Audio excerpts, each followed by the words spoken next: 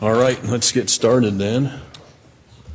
We're on the record, State of Idaho versus Brad Compher, CR 2014-12727. We have Jonathan Radford, Brian Trammell, and Janice Price for the state, Gary Proctor, Riley Fry, and Scott Andrew for the defendant. The defendant is also present. We are outside the presence of the jury.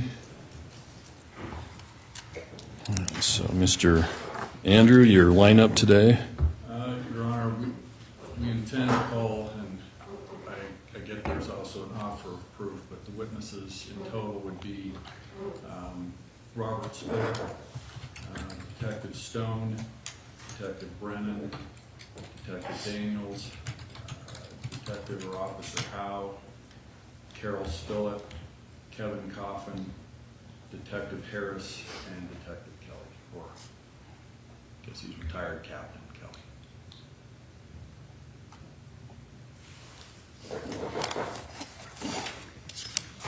No. Yeah. Doug Coffin, I guess, is also one that goes on and off our list, I think, Your Honor. So Doug Coffin may also be a witness. Chat about that. Yeah.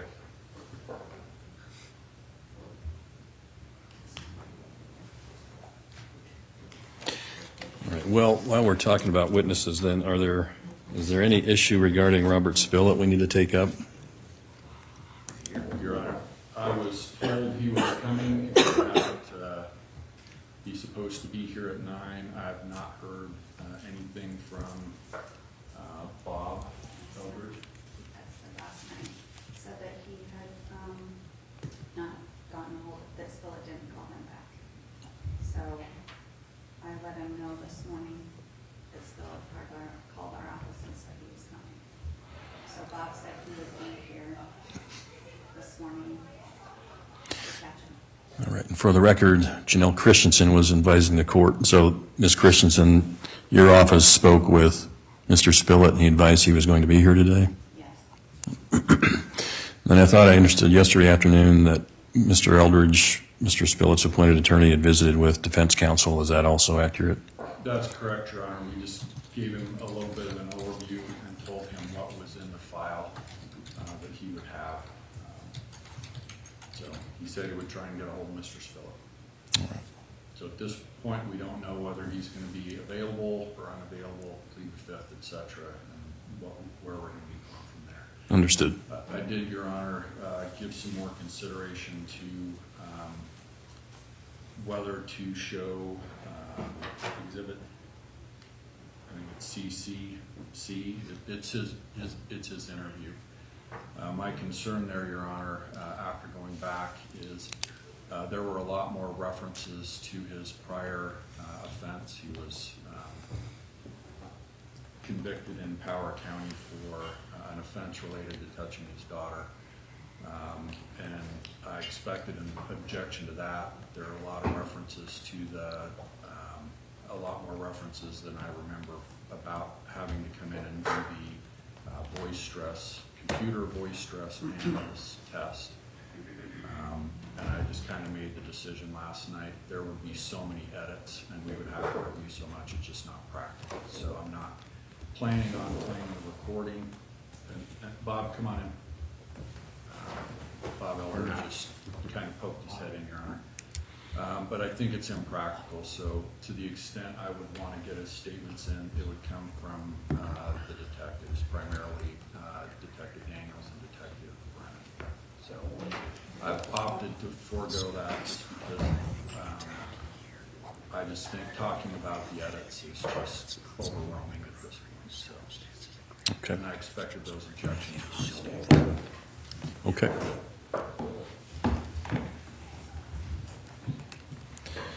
All right, thank you, Mr. Andrew. So the other housekeeping matter I have is we have to Exhibit 34. The more recent Exhibit 34 was Ms. Hall's report that was admitted yesterday. The prior 34 was an inventory log. I don't remember who the witness was. So how do you want to handle this, counsel? I think the easiest way, Your Honor, would just be to mark the The later in time exhibit is 34B. We have 34B already. You already have 34B. C is in cap. Oh, 34C. If that would work. All right, does the defense have any objection to that? Well, is that, who was the one from, was it Cindy? Cynthia Hall's report. I'd say where we're not sure who the other one came from, and I don't know without looking at my notes, it's probably easier to remark it as a B and then inform the jury that there was an exhibit introduced through Cynthia Hall. It was Exhibit 34, and that should have been Exhibit 34C.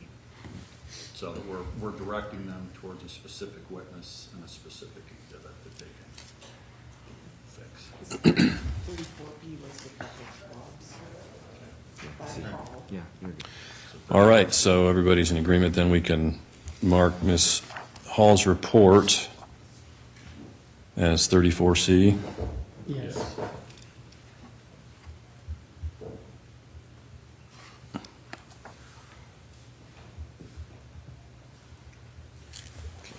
I want to keep it out so I can remember to tell the jury. Oh, All right. once you get a exhibit sticker up here, we can fix that. Well, I already added C to it, so Thank you. we're good. Okay, the state indicated they had an issue to raise this morning as well. Yes, Your Honor. This will be quick. It was sort of addressed through Mr. Andrew.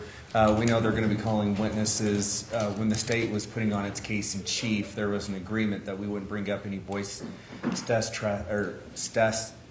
test analysis or polygraphs or anything like that. We would ask the same for the defense.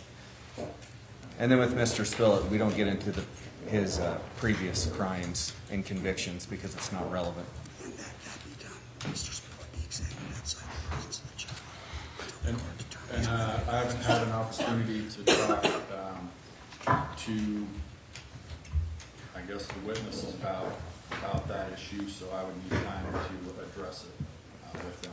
They should all be here at 9. The ones that did, so Daniels and Brennan, who were involved in the interviews, where Mr. Spillett basically would do a test, come back and be re-interviewed. He retested and re-interviewed.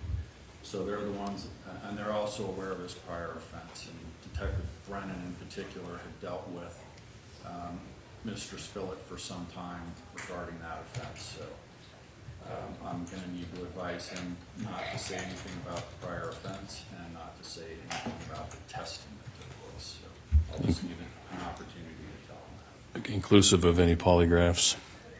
What's that, Aaron? Inclusive of any polygraphs as well?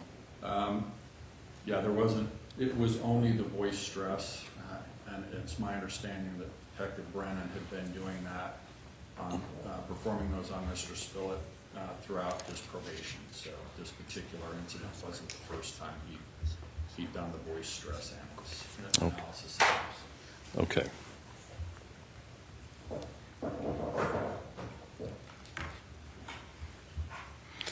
All right, and I believe the state plans to rest this morning. Yes, Your Honor.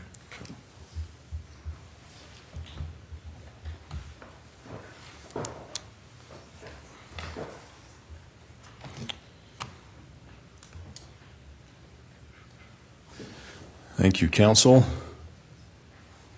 I'm going to take a recess here for 5 minutes to consider an issue, so we'll be back here in about 9 o'clock. Court being recessed. All rise for the court.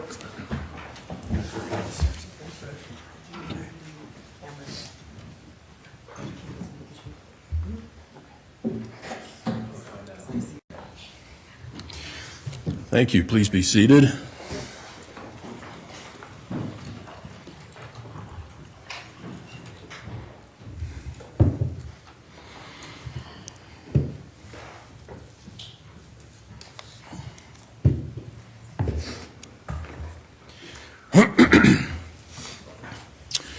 We are back on the record. State versus Brad Compher. Counsel for the state, counsel for the defendant, and the defendant are all present in the courtroom. We are still outside the presence of the jury. Folks, the issue I was considering is with respect to Mr. Spillett, and more specifically, whether the defense is required to still make an offer of proof.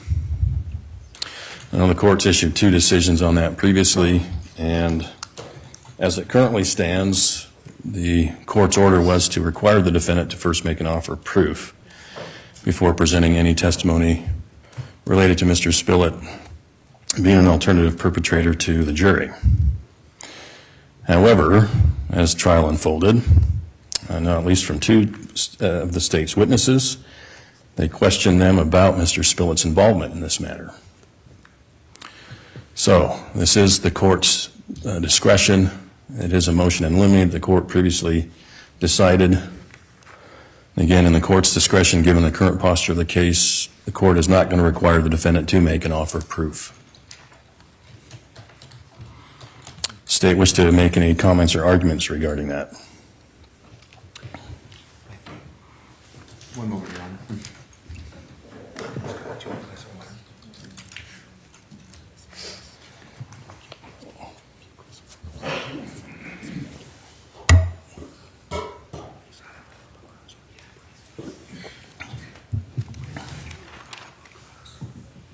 So, Your Honor, in reference to the towel that was brought up on cross-examination, the state didn't elicit that. The state actually objected. It was outside the scope of direct. There still is no evidence tying Mr. Spillett to the scene of the crime.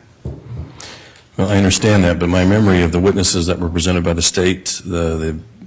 Spillett's involvement was brought up through direct examination. So that's why I was thinking about this and pondering it. And I understand the state's position, whether Mr. Spillett's involvement as an alternative perpetrator, that issue still remains. But at this point, again, I think the state opened the door on that issue, and not on cross-examination, but through direct testimony in their case in chief. So that's where I'm at. Mr. Andrew, any comments you want to make? Just, Your Honor, our position is we had previously submitted items to the court, police reports, et cetera, that kind of outlined what we believe Mr. Spillett's involvement was.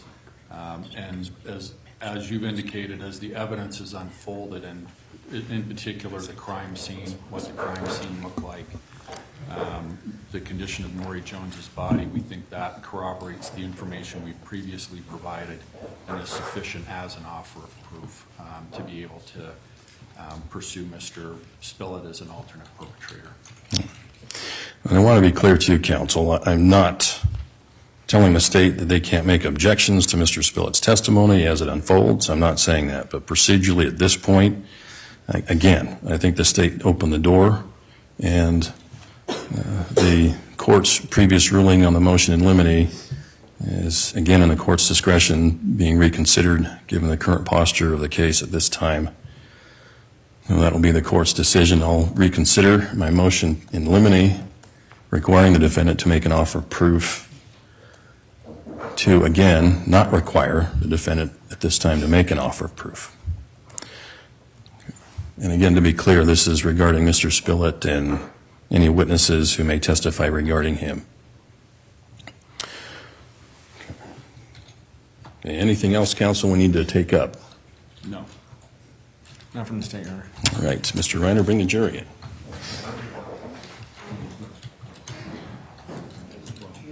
We got our motion. They have to rest. Oh, I had to listen to stuff, so we have a motion.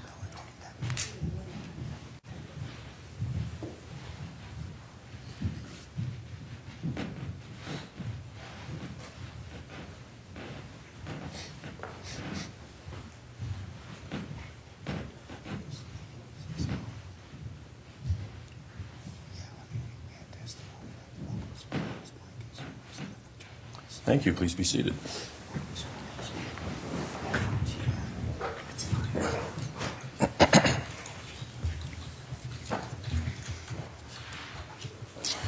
All right, good morning, ladies and gentlemen of the jury. Hope you had a pleasant evening. All members of the jury have returned from the evening recess and are seated in the jury box. Does the state waive roll call of the jury? Yes, Your Honor. Defendant? Yes, Your Honor. All right, ladies and gentlemen of the jury, one housekeeping matter. You heard from state's witness yesterday, Cynthia Hall. There was a report of hers that was admitted in evidence yesterday as Exhibit 34. We already had an Exhibit 34, so I wanted to advise you all that Ms. Hall's report is now Exhibit 34C.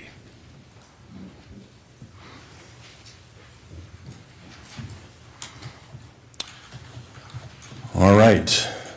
Where's the state at this time? Your Honor, the state at this time will rest its case in chief. All right, thank you, Mr. Trammell. Mr. Andrew? Your Honor, at this time, we'd like to make a motion under Rule 29, so we could excuse the jury to have that discussion. All right. All right, ladies and gentlemen of the jury, again, I'm always conscious of making sure you get your 10,000 steps every day. I know Mr. Reiner is a very good marshal. He's got all sorts of treats and stuff in there for you to nibble on if you wish to. So, again, as I instructed you the first day of this trial, there are matters we need to take up outside your presence. So I always appreciate your patience. I'm going to excuse you now while we do that. Again, in this recess, I instruct you not to discuss this case amongst yourselves nor with anybody else, nor to form an opinion as to the merits of the case until after it has been submitted to you for your determination. All right.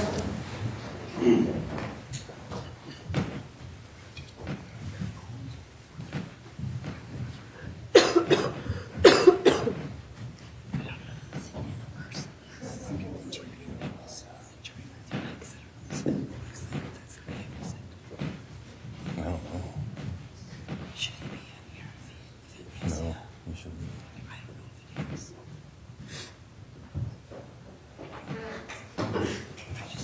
All right, please be seated. We are still on record outside the presence of the jury. Counsel and Mr. Compher are all present. All right, so counsel, I want to make sure we have some folks in the gallery. I don't recognize or know who Mr. Spillett is. Do we have him in the gallery? He's not here, Judge. He has a walker, so you'll see him. Okay, thank you. All right, Mr. Andrew, go ahead. Thank you, Your Honor. Your Honor, at this time, we're asking the court to enter a judgment of acquittal under Idaho Criminal Rule 29. The basis for that, Your Honor, is that the state has pled this as under the felony murder rule. They're required to provide proof that a killing occurred in the commission or perpetration or attempted perpetration of burglary or rape. And that the evidence on those two matters is insufficient for a jury to make a finding of guilt. In particular, Your Honor, there isn't any evidence of an intent to enter the residence with an intent to commit a theft or any felony. The evidence just doesn't establish when entry was made, other than somebody obviously stabbed Miss Jones. There's not evidence supporting what their intent was when they went in, whether it was consensual or not. The information or the problem with regard to the window is the evidence there doesn't establish when any of the actions relative to the screen or the window were taken. So when the screen was cut, when the window would have been opened, when anybody would have touched it. There just isn't any evidence for that, so the jury would be speculating. With regard to an attempt to perpetrate any rape, again, there was no evidence that penetration or any rape actually occurred, or that any sexual conduct or contact actually occurred, and therefore there would be insufficient evidence to show that it was perpetrated or that the killing was perpetrated, or that the killing occurred during the perpetration or attempt to perpetrate a rape. So because the evidence on those two matters is lacking, because it is only pled under the felony murder rule. We're asking the court to enter a judgment of acquittal. Thank you, Mr. Andrew. Who's going to argue for the state? I will, Your Honor. Go ahead, Mr. Trammell. Thank you, Your Honor. Looking at the standard, first under the rule, the court can only move or can grant a judgment of acquittal if there's insufficient evidence to sustain a conviction. Looking at the case law, the court must view the evidence in light most favorable to the prosecution. And if the court were to find that any rational trier of fact could have found the essential elements of the crime beyond a reasonable doubt, the court must deny that motion. In this particular case, Mr. Andrew is specifically talking about the felony murder rule. Idaho has adopted the stream of events analysis, which shows that we don't have to show that it was, for example, the murder was committed during the burglary, but just in the stream of events from the burglary, from entering the home. Judge, look at the evidence on the record. We have the defendant's DNA that was testified to that was on the window with the screen cut, that it appeared that dust was freshly moved. That is a point of entry to the crime. Look at the evidence that was presented that was on Nori's body. The defendant's YSTR DNA was testified to being found in her vagina, in her anus, and on the ring that was missing from the finger. And he could not be excluded from the YSTR DNA that was found in her mouth. There was also evidence presented that he's denied knowing Nori or ever being at the house as well. A rational trier of fact could infer from the evidence that the state has presented that there was an entrance into the home, a burglary, and that there was an attempt or a rape just based on the DNA or the YSTR DNA that was found on the victim. And so at this time, Your Honor, the state is going to ask the court to deny the defendant's motion. Thank you, Mr. Trammell. Mr. Andrew? Yes, Your Honor. I guess my first point is that Mr. Trammell's misstating the testimony, because there is no testimony that the swabs were inserted in the anus or the vagina. It was the area of. Also, the testimony with regard to any DNA on the ring or the swabs elicited on cross-examination is that the expert can't say that it's Brad Compher. So to say it's Mr. Compher's DNA is a misstatement of what the testimony actually is. Thank you, Mr. Your Honor, I'll just rely on my previous argument. I think the evidence is insufficient for a jury to find that a killing occurred in the perpetration or attempt to perpetrate a crime. Thank you, Mr. Andrew. The court has before it the defendant's motion under Idaho Criminal Rule 29 for judgment of acquittal.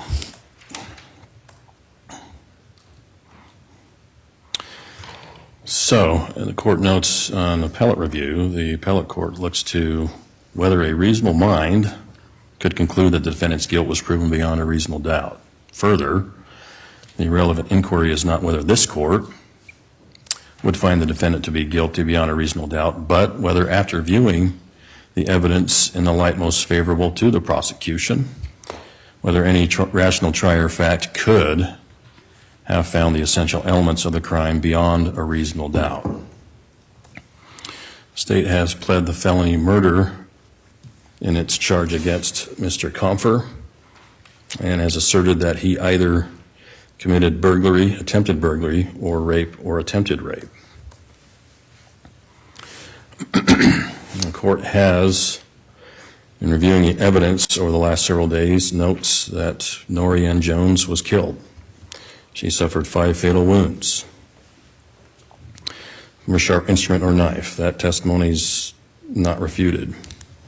As to the burglary, we do have evidence admitted at trial that the window screen was cut to Ms. Jones's home and that a window had Mr. Compher's DNA on it. There was dust on items inside the house where that window was that was disturbed. The court also notes, in considering the rape or attempted rape charge, that there was DNA evidence presented by the state in the vaginal, anal, oral swabs taken from Miss Jones' body at the autopsy. DNA was also found on her ring.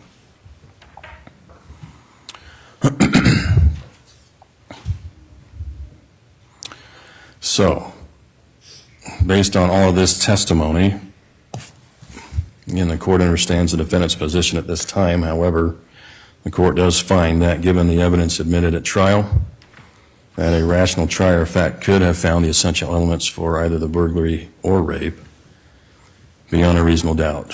For those reasons, the court will deny the defendant's motion.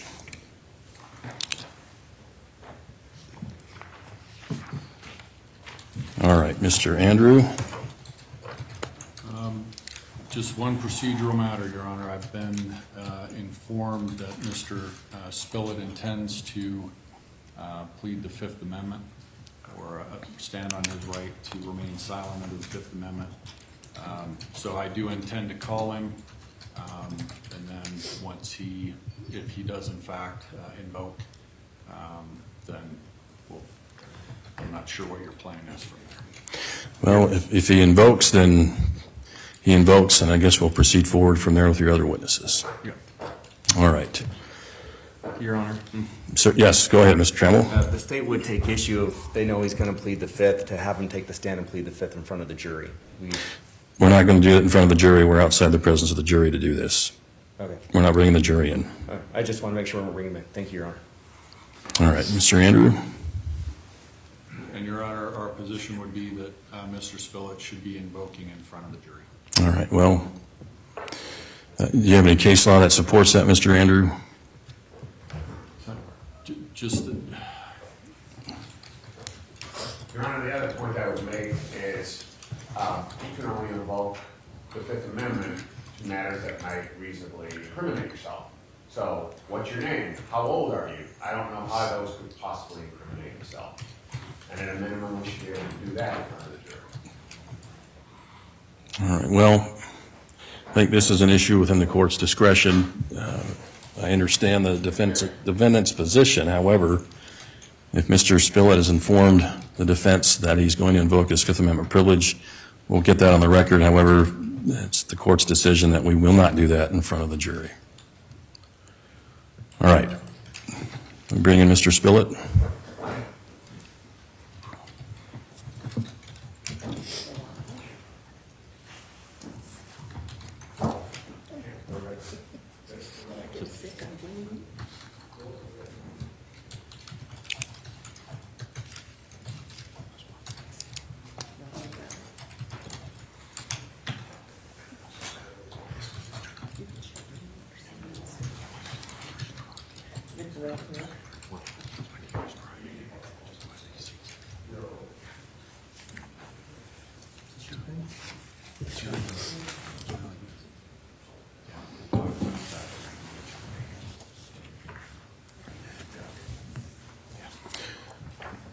Mr. Spillett?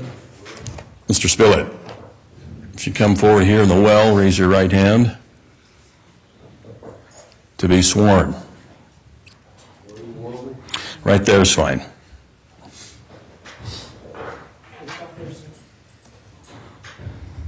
Do you solemnly swear the testimony you're about to give shall be the truth, the whole truth, and nothing but the truth to help you God? I do. All right, sir. Do you need your walker, or are you okay to get in the witness box? I could get through that.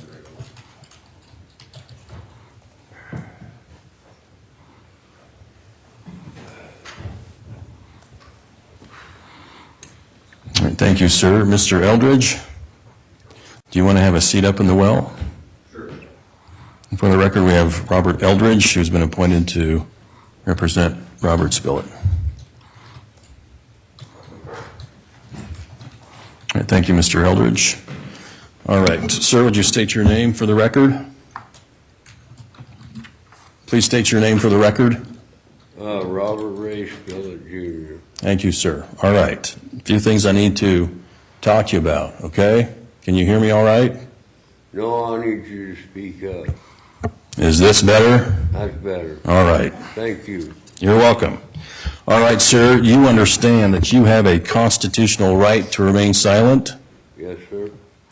You understand that if you testify, you would be subject to examination by the prosecution and the defendant's attorney. Do you understand that? Yes, sir. Have you made a decision whether you will testify today?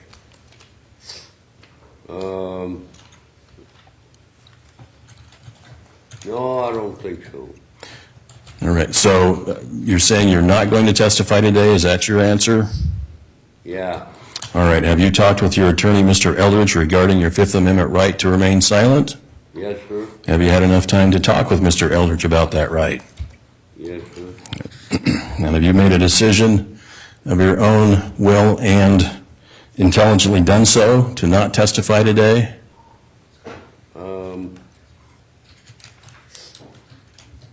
Could you repeat that? I didn't quite understand that. All right.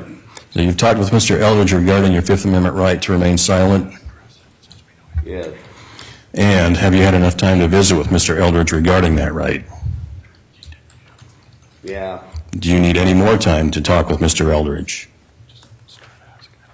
It probably wouldn't hurt. Okay. How much more time do you think you'll need? 15 or 20 minutes. Okay. No more than a half an hour. Okay. All right. We'll do that then. We'll take a recess to let you visit with Mr. Eldridge. So we'll give you 20 minutes, okay?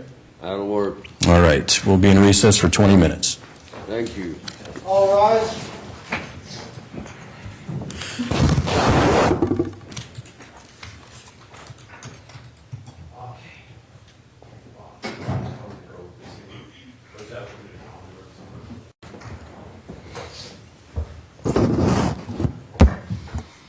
Please be seated.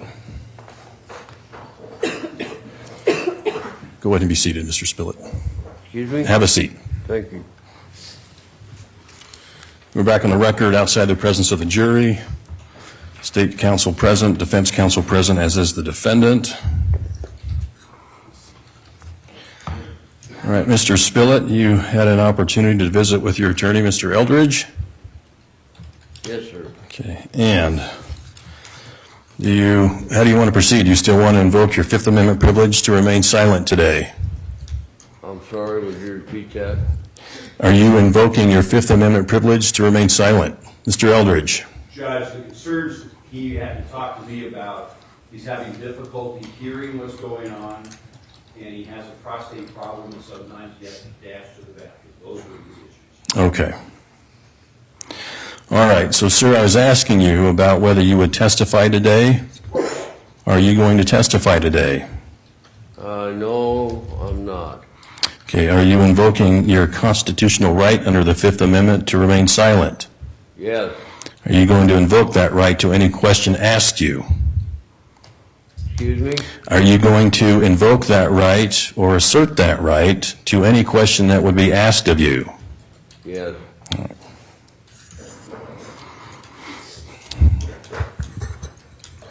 Mr. Proctor? Thank you, Judge. I did have a chance to look at the case law. So first of all, I don't believe that the colloquy the court just had, Mr. Spillett, is sufficient. I think we have to start asking questions, and we have to see if he actually takes the fifth in response to specific questions rather than in the hypothetical. How's it insufficient, Mr. Proctor? Because he has just blanketly asserted he's going to take it. I asked him about any question he's asked. He said he would assert that privilege to any question asked of him. Well, then let me ask a question and see if he asserts it. Secondly, under McPherson versus McPherson, which is 112 Idaho 402, the person asserting the privilege must sketch a plausible scenario of how a potential response would provide direct or circumstantial evidence of criminal conduct or clues leading to evidence of criminal conduct. The privilege has to be supported by more than a vague, subjective fear of prosecution. So, under those cases, asking him his name, I know of no basis he could assert the privilege to that. And so I would request that I'd cite the presence of the jury, that I ask questions, and if Mr. Spillett repeatedly invokes his right to remain silent, then I would concede for these purposes he's unavailable as a witness today, and we should proceed in his absence. State have a position on this? Yes, Your Honor. The state opposes the defense's motion to ask any questions to Mr. Spillett in front of the jury at this time, given that he's already testified that he's going to not answer any questions under his Fifth Amendment right, and no questions have been asked to see how far that's going to go, and also the effect it would have on the jury if that were to happen. So, thank you. All right, thank you, Mr. Trammell. Any further argument, Mr. Proctor? No, sir. All right, well, the court finds that it has sufficiently asked Mr. Spillett as to whether he would assert his Fifth Amendment privilege against any question asked of him today, and Mr. Spillett made it abundantly clear he would do so. And I do think it is within the court's discretion at this point, of course, based on the colloquy with Mr. Spillett, it's going to deny defendant's request to ask him any questions today. I could just note our objection, please. Objections noted. All right, Mr. Spillett, you may step down. Thank you.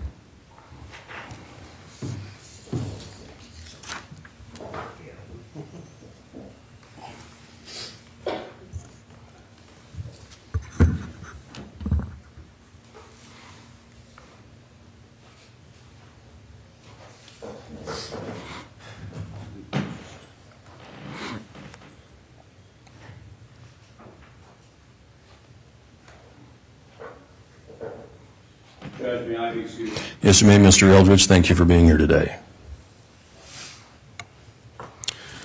All right, Mr. Trammell.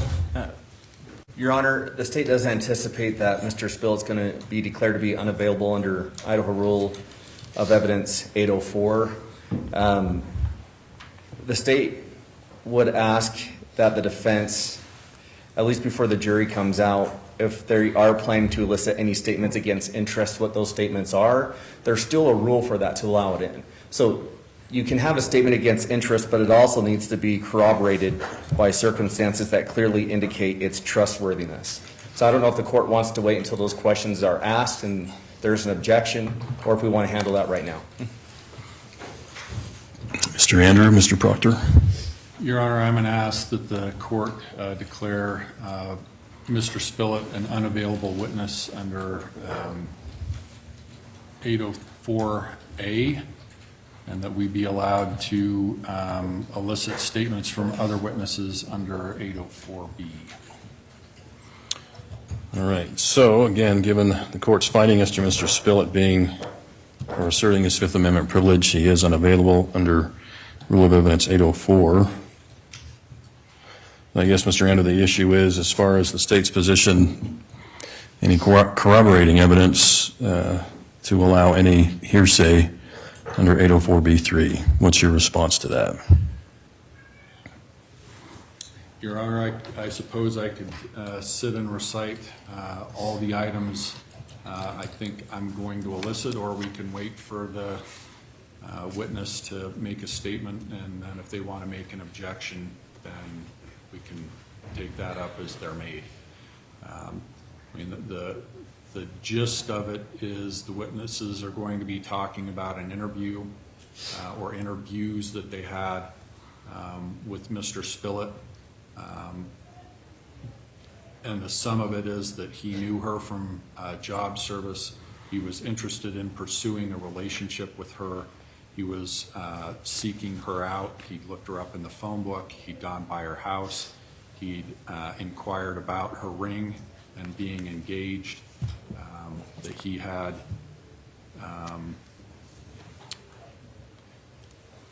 asked her about him making her lunch or dinner. He hadn't seen her apparently in a year at job service, and yet 3 weeks one of the statements he made was that 3 weeks before Miss Jones's murder, he was served with divorce papers and that he was immediately thinking about starting a relationship with Miss Jones, even though he had had one contact with her in a year. So those statements are all against his interest because they all point towards him seeking her out, him pursuing some sort of a relationship. There's also a lot of sexual content with regard to he had a dream, number one, and he described, so I guess I'm going back. He had a dream in which he described the crime scene, and you have the evidence of the crime scene already. So they'll be describing this, what he said was a dream, where he's describing standing in a bedroom in the doorway at the foot of a bed. There's a mattress on a box spring, that he sees a body or a torso, or from the waist down, it's on its back, it's wearing white leotards, there is crumpled dark blue sheets. It looks like there's been an altercation. The pictures are askew. That at one point he thought that he had maybe got in a shoving match or something with this individual, and that he related that to being Nori Jones because she always wore white leotards, that he had fantasized about her, and that he had masturbated to the fantasy of her in a skirt with white leotards on. I think all of that, Your Honor, supports a conclusion that he had a sexual interest in Miss Jones, that was still alive. It was still there 3 weeks before her death. So it's corroborated. So it's a statement against his interest because it would expose the declarant to criminal liability, and is supported by corroborating circumstances because of the testimony that he did have contact with her at job service, that he was pursuing her. It made her uncomfortable, and then the actual details of what the crime scene was in the house.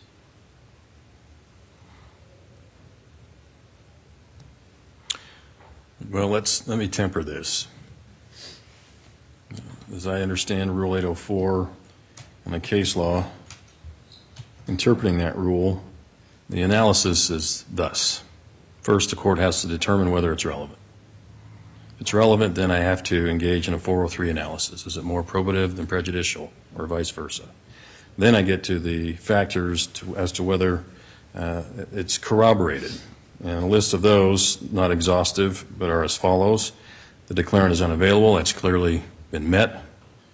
Whether the statement is against the declarant's interest, whether corroborating circumstances exist, which clearly indicate the trustworthiness of any exculpatory statement, taken into account contradictory evidence, the relationship between the declarant and the listener, the relationship between the declarant and the defendant, whether the declarant has issued a statement multiple times, whether a significant amount of time has passed between the incident and the statement, whether the declarant will benefit from making the statement, and whether the psychological and physical surroundings could affect the statement. That's from State versus Meister, M-E-I-S-T-E-R, 148 Idaho, at 242.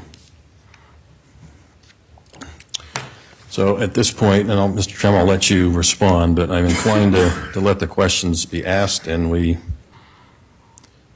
see where it goes from there. Go ahead, Mr. Trammell. I understand, Your Honor. Just to, I guess, put the state's objection on the record, some of the statements Mr. Andrew was talking about, the state does not find it against interest, such as knowing her from job service, liking her, things of that nature. Then some dream that was described that he said he had, the state does not feel that there's corroborating circumstances that indicate its trustworthiness, just him saying that he had this dream. But that's the state's position at this time. I understand. I guess we'll have the witnesses come up, we'll have the questions asked. You do what you need to do. I understand, Your Honor. All right. Anything else, counsel? No, Your Honor. Not from the state, Your Honor. All right. Let's bring the jury back in.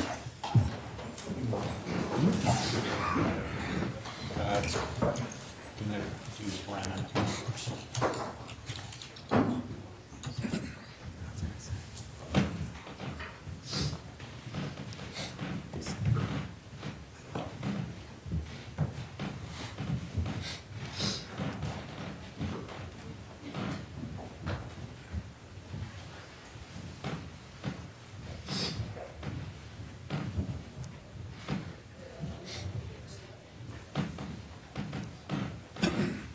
Thank you. Please be seated.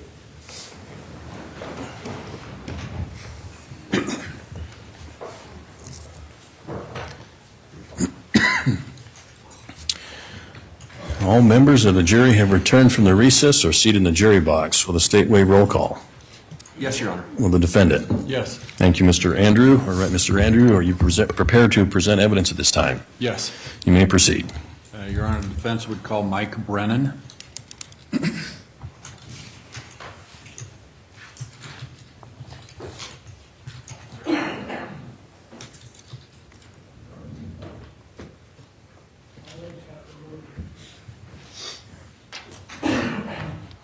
Sir, if you would come forward here in the well to my right, raise your right hand before Ms. Holm to be sworn.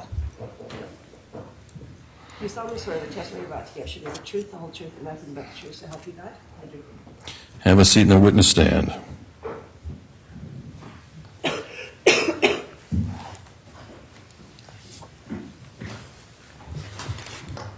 Mr. Andrew, you may inquire. Thank you. Mr. Brennan, can you state your full name and spell your last? Michael Brennan, Brennan. Okay. And are you currently employed? No, I'm retired. And before you retired, what was your occupation?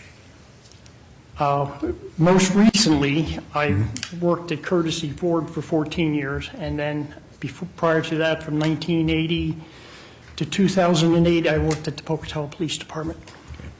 So in 2004, 2005, what was your position at the police department? I was a detective sergeant. Okay. And were you involved in any way in the investigation of the death of Nori Jones? Yes. And during that investigation, did you conduct any interviews? Yes. And also during that investigation, did the name Robert Spillett ever come up? Yes. Okay. Did you ever have occasion to interview Mr. Spillett? Yes. Okay. When did you interview him just once or more than once? I believe there were 2 occasions on 2 consecutive days that I interviewed him. Okay. Do you remember what day the first interview was? I don't remember the date. Okay. In relation to when Miss Jones' body was found, how many days, weeks, months do you think that interview took place? Probably a week later, because I was on vacation when the incident occurred, and I came back to work and was asked to assist. Okay. So about a week after Miss Jones' death? I would think so, yes. Okay. Where did that interview take place at? At the Pocatello Police Department. And the person, I've called him Robert Spillett. Did you know him by a different name? Bob Spillett. Okay. And the person you interviewed on that day, how did you know that was Robert Spillett?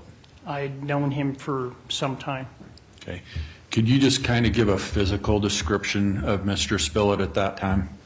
At that time, I would guess he weighed about, I'm going to say about 150, maybe 160 pounds. And I would assume he was probably 5'8", 5'9", somewhere in there. Okay. Was he kind of skinny then? Yes, Okay. definitely. Do you remember what color his hair was? It was a bleached color. It was almost a bleached out blonde. And did he have any particular manner of dress that you remember? I believe he was a mechanic, and he dressed like a blue-collar working person. Do you remember what he was wearing the day you interviewed him the first time? I do not. When you interviewed him that first time, was there any other officers present? Yes, Detective Ralph Daniels. Okay. Do you remember how long that interview lasted? I would imagine we were with him a couple hours.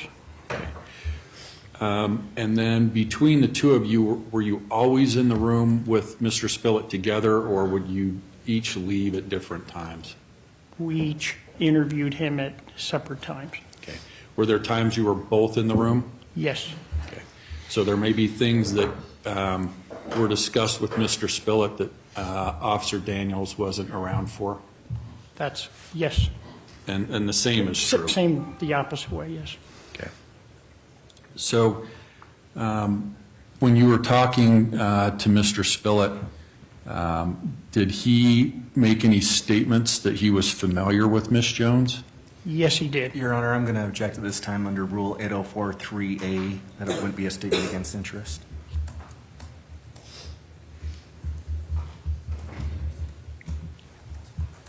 Mr. Andrew?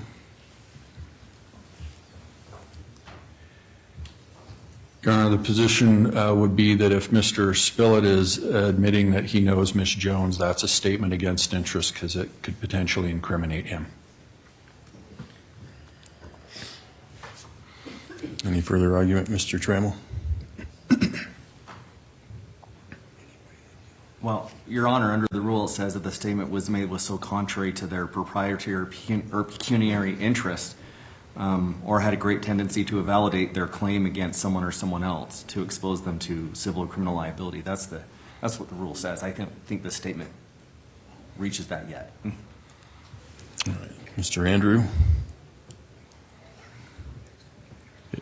Your Honor, it also says or expose the declarant to civil or criminal liability. All right. Objections noted. It's overruled. You need the question again, sir? Yeah.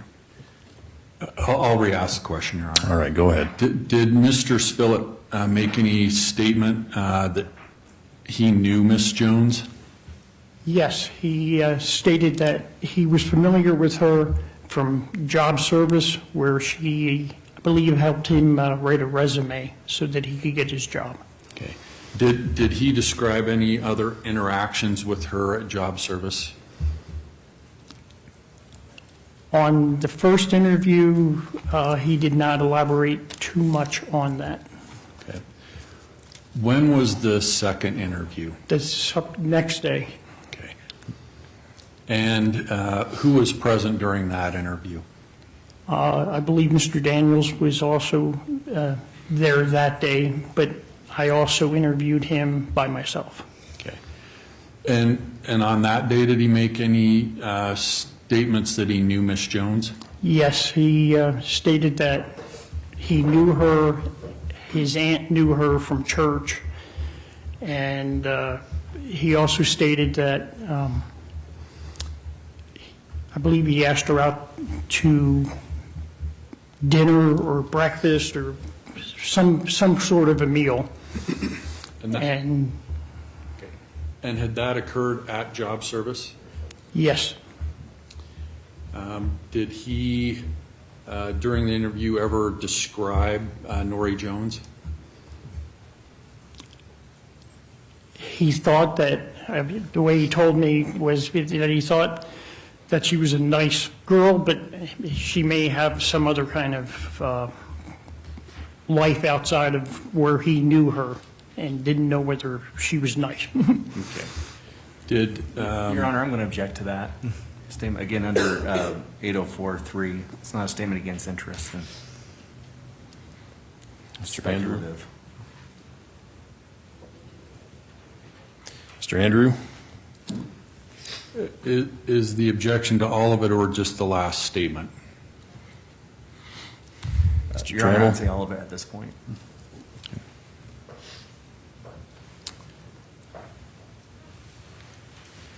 Again, Your Honor, I think it's a matter of his knowledge of her, that if he's inviting her to dinner, it shows an interest in having a relationship with her. Now, the extent of that relationship will have to develop, we're trying to develop later, but he's trying to establish a non-working relationship with her. Any further argument, Mr. Trammell? No, Your Honor.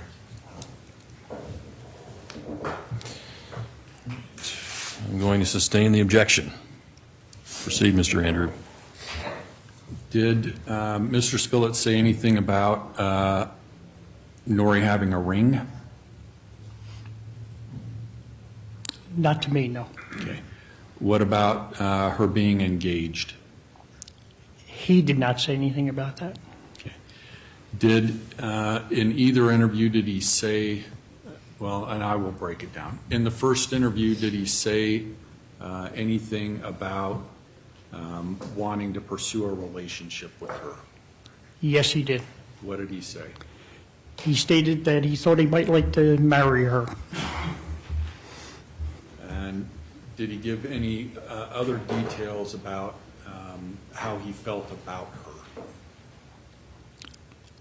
her? I want to say this correctly, but he had what I would say is fantasies about her. And did you discuss with him what these fantasies were? They were sexual in nature. Could you explain? Could you tell us what he told you? And Your Honor, I haven't objected to that up to this point, but going further down this line of questioning, the state's objection would be under Rule 804(3)(a) and specifically B. Mr. Andrew? Your Honor, the state's the evidence would suggest, the evidence is that Miss Jones was naked when she was found. There's certainly their position is that Mr. Compher is responsible for that. If Mr. Spillett had a sexual inclination towards Miss Jones, that would suggest that he was the perpetrator. That is why she was naked. Anything else, Mr. Trammell? Your Honor, the testimony was he had fantasies. There's nothing the state can see that has corroborating circumstances that clearly indicate its trustworthiness, hence the state's objection. Objection sustained. Did Mr. Spillett talk to you about any sort of a dream? Yes. Did he indicate when he had that dream? Sometime after Miss Jones' death. And what did he describe was in this dream? Okay. Most of the information that he gave on the dream was to Detective Daniels. He did state to me that he dreamed about her being on the ground and that there was cuts on her legs.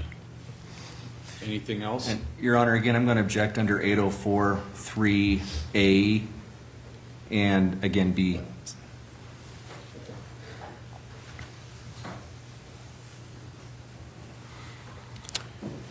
Again, Your Honor, the dream or the information he's providing is similar to or will be the exact same detail as the crime scene that's already been described to the jury.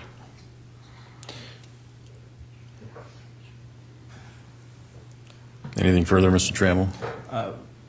Your Honor, I'd like to further my objection, but I think we should do it out of the presence of the jury at this time. All right. All right, folks, I'm going to excuse you while we take this matter up. Again, I instruct you not to discuss this case amongst yourselves nor with anybody else, nor to form an opinion as to the merits of the case until after it has been submitted to you for your determination. All rise.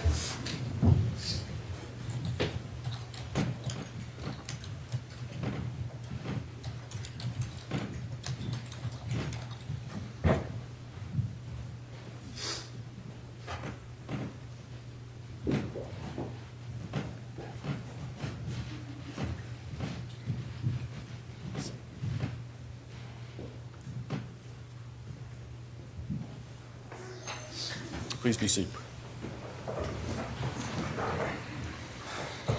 All right, the jury has been excused. We are outside the jury's presence. Still on the record, State's counsel, defense counsel, and defendant present. Go ahead, Mr. Trammell. Thank you, Your Honor. The reason I asked the jury to be excused is because I would like to, the defense has elicited information, or at least a statement to the court in front of the jury, that his dream was similar or the exact way as the crime scene. I'd like to get some more of that information fleshed out to further aid my objection, but at the same time, when the jury's sitting there listening to it, you can't unring that bell. And so if we're talking about the dream and Mr. Spilett's dream and how close it resembled the crime scene or not, I would like to do that out of the presence of the jury to see if it's relevant and if he's going to be able to testify to that in front of the jury. Because if we have that conversation, the jury's going to hear it anyways. All right. Mr. Andrew? I guess, am I asking the questions or is Mr. Trammell? It's your objection, Mr. Trammell, so you may ask a native objection. Thank you. So, Mr. Brennan, when Mr. Spillett was talking to you about this dream, do you remember what he said to you specifically that made you think it might relate to the crime scene? Because what he described looked like the crime scene. What did he describe? He described her body laying on the ground. The first time he talked about it, I believe he said she was wearing a leotard. And the second time he said she was naked. Okay, so let's go back a little bit. You said he first described in his dream that she was laying on the ground. Okay. Are you familiar with the crime scene? Sir, is that a yes? Yes. I'm sorry. Okay. Are you familiar with the crime scene? No, I was not there. I don't even remember seeing any pictures of the crime scene. Okay. So you don't know if she was on the ground or on the bed or anything like that? As far as my memory goes, I don't recall any of that. Right. I'm sure that at the time I was told what the crime scene was. Okay. And you mentioned the first, so he talked to you about this dream a couple of times. The first time he mentioned she was in a leotard? Mm-hmm. Is that a yes? Yes, and I believe you got to remember that this happened a long time ago. I understand. Okay? And yes. That's 2004. That's 20 years ago. And I really did not have as much to do with that case because I wasn't there for the initial part of it. I was called in to ask to help Detective Daniels because he was a new person and I just came in and was assisting with some interviews. So I don't have that much memory of it, but I know that there was 2 times that the dream was brought up, and I think the first time he may have brought the dream up to Daniels, and then on the second day when I had the subsequent interview with him, that's when we talked about it.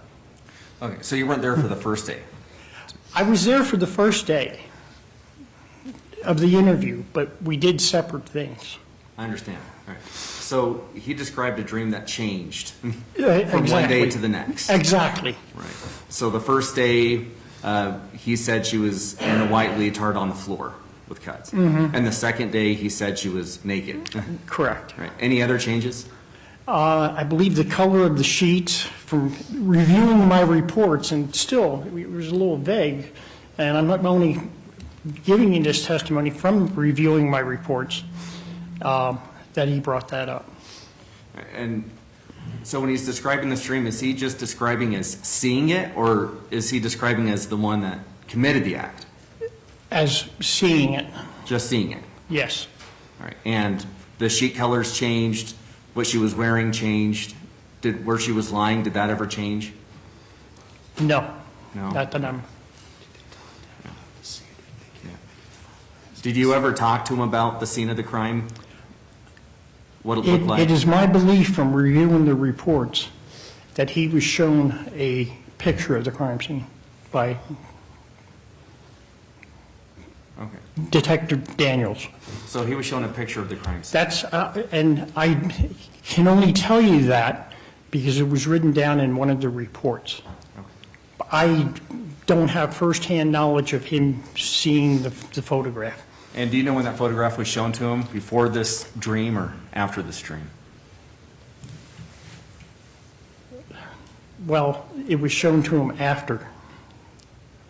I mean, if you listen to when he said he had the dream, the photo was shown to him afterwards. Because he said he had the dream prior to us interviewing him. If you get what I'm... I understand what you're saying. So the picture wasn't shown to him before he told you he had the dream? Or... No. Oh, okay. So it may have been shown to him before he told you he had the dream? Yeah, before we talked to him about that. So, yes. All right. Your Honor, at this time, I think based with the information coming from the witness, the state does not believe this is even a statement against interest. He's just having a dream of seeing the scene, not participating in it. And not to mention, the dream is changing. One dream, she's wearing a white leotard. Another dream, she's naked. One dream, the sheets are one color. Another dream, they're a different color. She's at the foot of the bed. The court has had a chance to listen to the evidence. There's been no evidence presented at the scene. She was found at the foot of the bed. She was found on the bed. So on top of that, the state doesn't believe it's a statement against interest, and it clearly is not supported by corroborating circumstances that clearly indicate its trustworthiness. What they have right now is just Mr. Spillett saying he had a dream and this is what he saw. Mr. Andrew?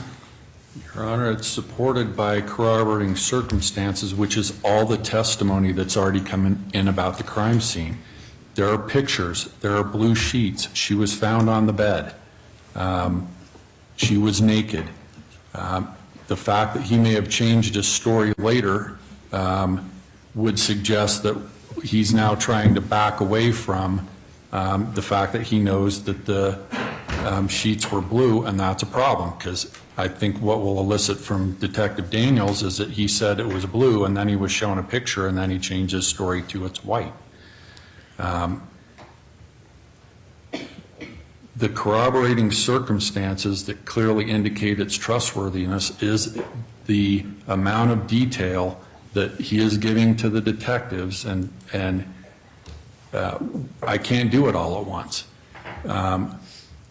But it is the crime scene itself, and Mr. Spillett is giving, he's saying it's a dream, Your Honor. In our position, it isn't a dream. He's essentially confessing without confessing, and that he's giving details saying it's a dream that he wouldn't have had any other way to know.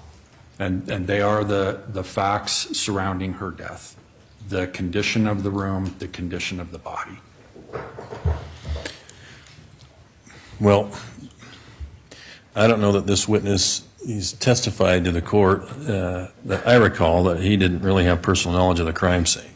So under the 804 analysis, the first issue, whether it's relevant, I don't think that's been met here.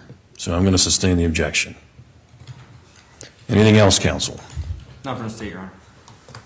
Mr. Andrew?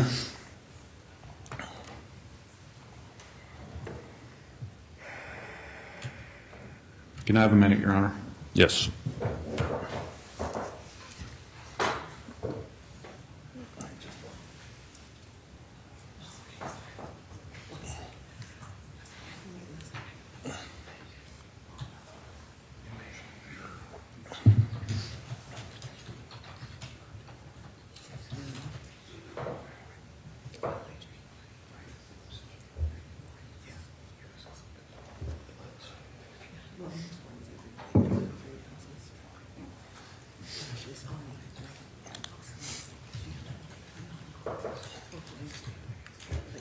But that's not a corroborating.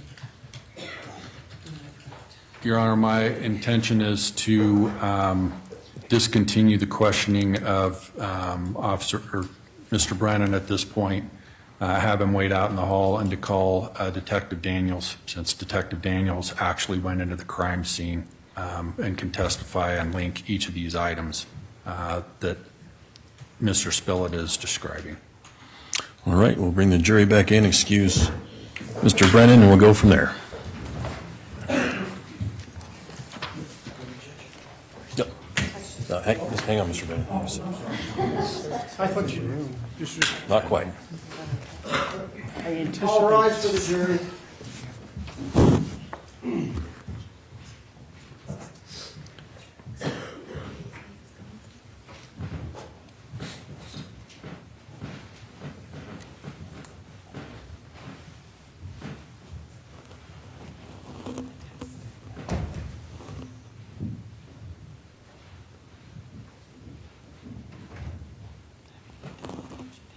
Please be seated.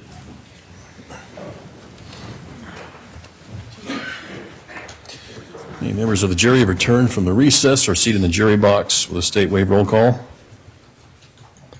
With a state waive roll call. Oh, yes, Your Honor. Defense? Yes. All right, thank you. Mr. Andrew, go ahead. Your Honor, at this point, I don't have any further questions for Mr. Brennan. All right, Mr. Trammell, any cross-exam? Not this time, Your Honor. All right, thank you.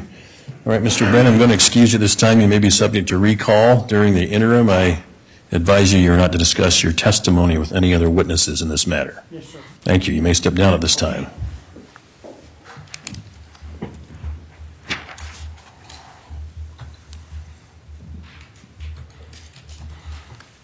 Mr. Andrew, your next witness. Defense would call Ralph Daniels.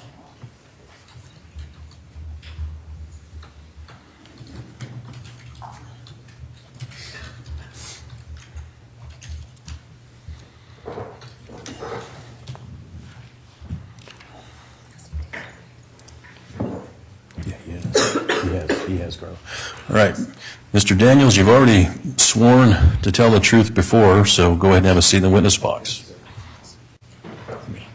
Your Honor, if we're going to get into the same areas, I think that we need to begin this outside the presence of the jury again. Well, let's have the questions first, and we'll take it up. All right. So, Mr. Daniels, you understand you're still under oath? Yes, sir. All right. Go ahead, Mr. Andrew. Thank you. So, Mr. Daniels, you were involved in the investigation of or you actually went in Miss Jones's house on the day her body was found, correct? Yes, sir. Okay. Could you describe the condition of the bed she was on? There was blood on the bed. The mattress was pushed off to the left a little bit. I guess blood on the headboard and footboard. Okay. How was her body positioned? Her body was face down. Left leg was bent slightly, and the right leg was straight towards the foot of the bed. Okay. Was she clothed at all? No, sir. What color were the sheets? Dark blue. Were there any sheets that were bunched up or kind of in a pile? There were. I couldn't tell you. I don't remember where they were at in the room, whether they were still on the bed, if they'd been pushed to the floor, but I want to say there was a comforter, and I don't know what other sheets or blankets would have been with that, and I don't remember exactly where they were at. Was there any indication that Miss Jones's body had been off the bed at some point? Not that I'm aware of. Okay. And what was the condition of the other items in the room, like things that normally are found on a dresser or a nightstand?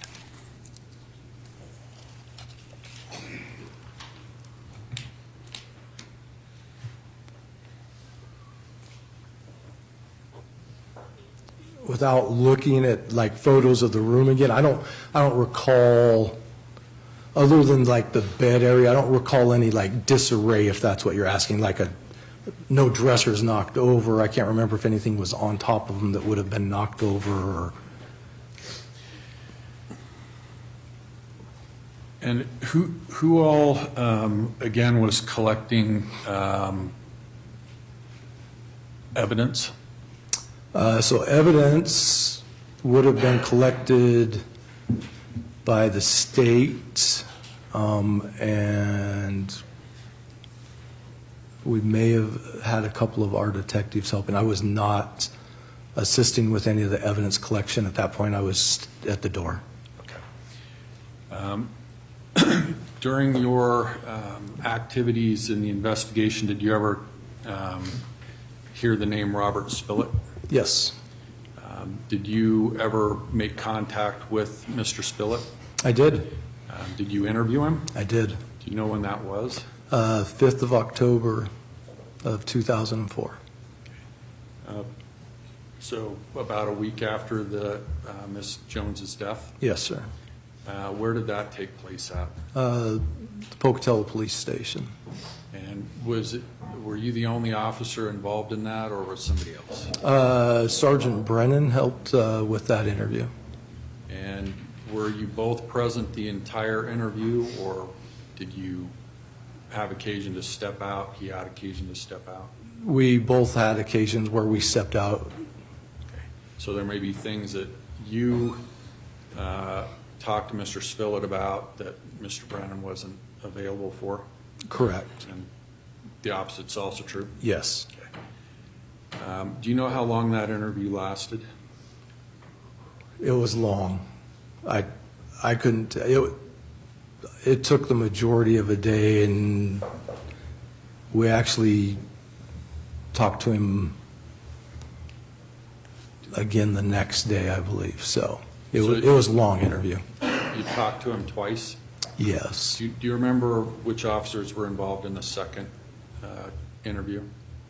I believe it was Sergeant Brennan again at that point. Okay. When you were talking to Mr. Spillett, did he make any statements to the effect he knew who Nori Jones was? Yes, he did. Okay. And what did he say about his knowledge of her?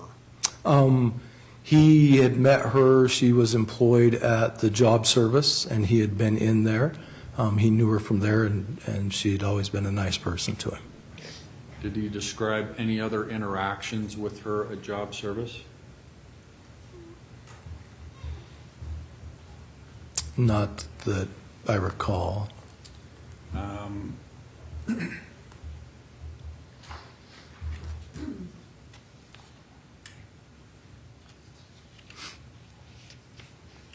Did he ever describe what she looked like when he was dealing with her at job service?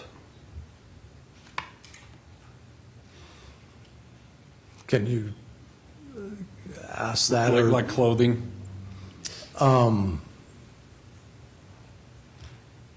White leotards. He mentioned that at one point, that she would wear white stockings, is something that he remembered about her. Did he make any statements about wanting to have a relationship with her outside of the work environment? He did. He had noticed that she was wearing a ring, but he didn't know if she was engaged or married, and he indicated that he was trying to drop some hints with either her or co-workers to try and figure out what her relationship status was.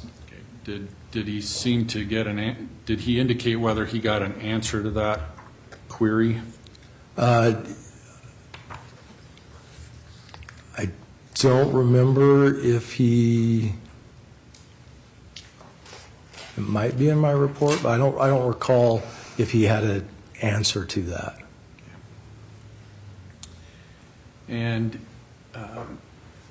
did he talk about trying to have any contact with her outside of work? not try to have contact. I don't remember him trying to have contact. He did say that he ran into her at Ridley's grocery store at one point. Did he say when that was? I know that's in my report. Can I look real fast? Yes. Would that refresh your recollection? Let me ask you That would refresh my recollection if I could look. Your Honor, I'd ask for permission for the witness to look at his report to see if he can refresh his recollection. Granted. All right. Mr. Daniels, review your report. When you're done, please notify the court. Yes, sir.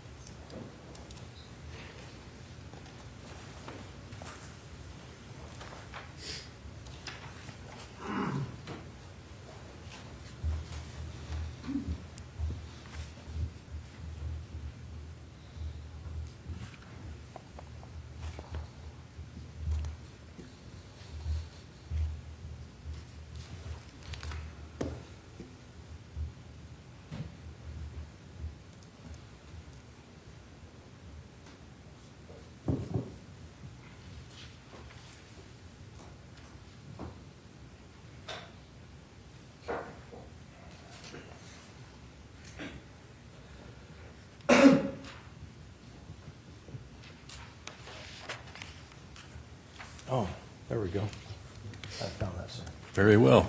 Thank you, sir. Your next question, Mr. Andrew. Well, has your memory been refreshed about the Ridley's incident? Yes, sir. Okay. What did he tell you? That contact with her at the store was 6 to 8 months prior to our questioning. Okay. Do you remember any other details about that contact, whether it was like how it went? He just stated that she was with an older female and a younger male, and that she seemed to treat him a little differently in the store. Okay.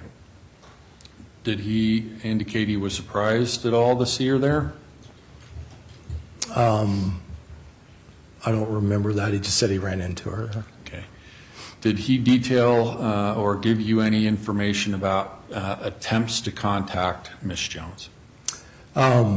Outside of work?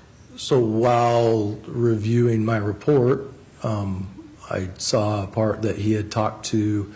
Do you remember him talking about trying to contact Ms. Jones outside of work? Outside of trying to find ways to contact her, yes. And what information did he provide? That someone had mentioned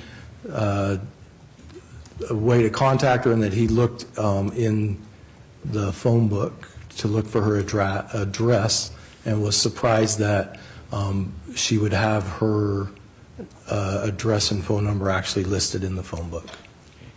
Did he ever talk about calling her? Do you remember?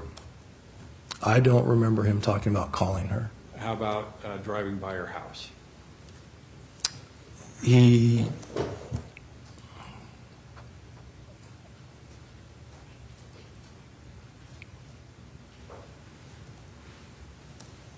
I believe he said he did drive by her house, the address that he had looked up. Okay. Did he talk to you about a dream he had? He did.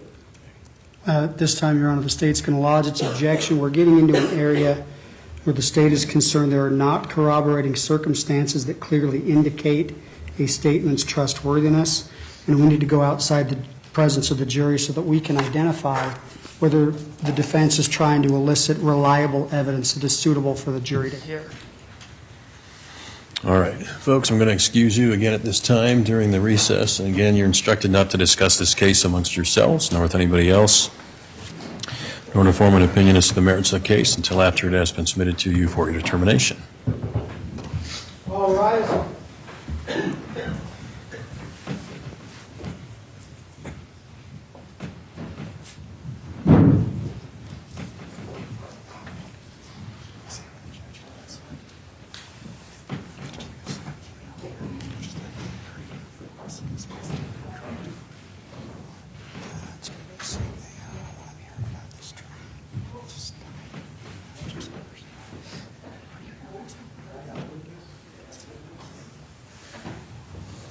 Please be seated. We are on the record outside the presence of the jury. Defendant and counsel are present. State counsel are also present. Mr. Radford? Yeah, the state is going to lodge its objection under Idaho Rule of Evidence 804 sub B, sub 3, particularly under subpart B. I'm expecting the defense to get into a dream that Mr. Spillett talked about in the interview, and we need to suss out whether that's supported by corroborating circumstances that clearly indicate the trustworthiness of the statements. And Your Honor, I'm prepared to make an offer of proof that maybe that will help us move this along a little bit. Go ahead. So, Mr. Daniels, when did Mr. Spillett talk about a dream he had? He did. Okay.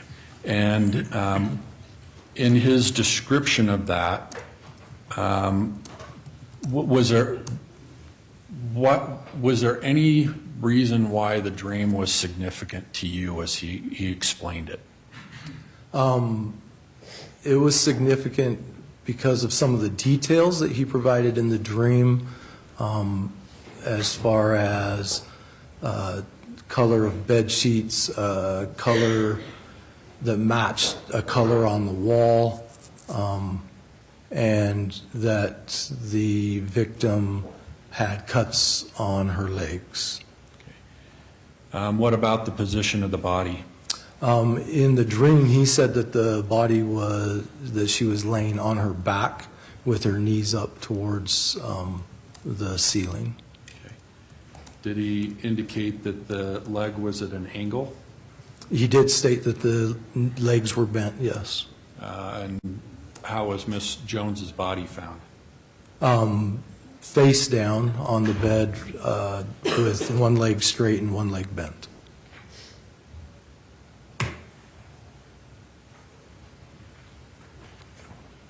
So it was significant to you because he was describing the details of his dream matched the significant details in the crime scene. I thought they were very close, yes. Okay. Had he been, had you provided him, well, let me ask it a different way. At any time did you provide him with a picture of the crime scene? He was shown, I believe, 2 photos of the crime scene after extensive questioning and after he had related the information in his dream to us. Okay. So the items you just described, the statements he made, those were made before he saw a picture? Yes, sir. Did he change any information after he saw the pictures? Afterwards, no. How about the color of the sheets? No. Was any of the information about the crime scene available to the public? It was not. It had been disclosed in the press or anywhere else? No.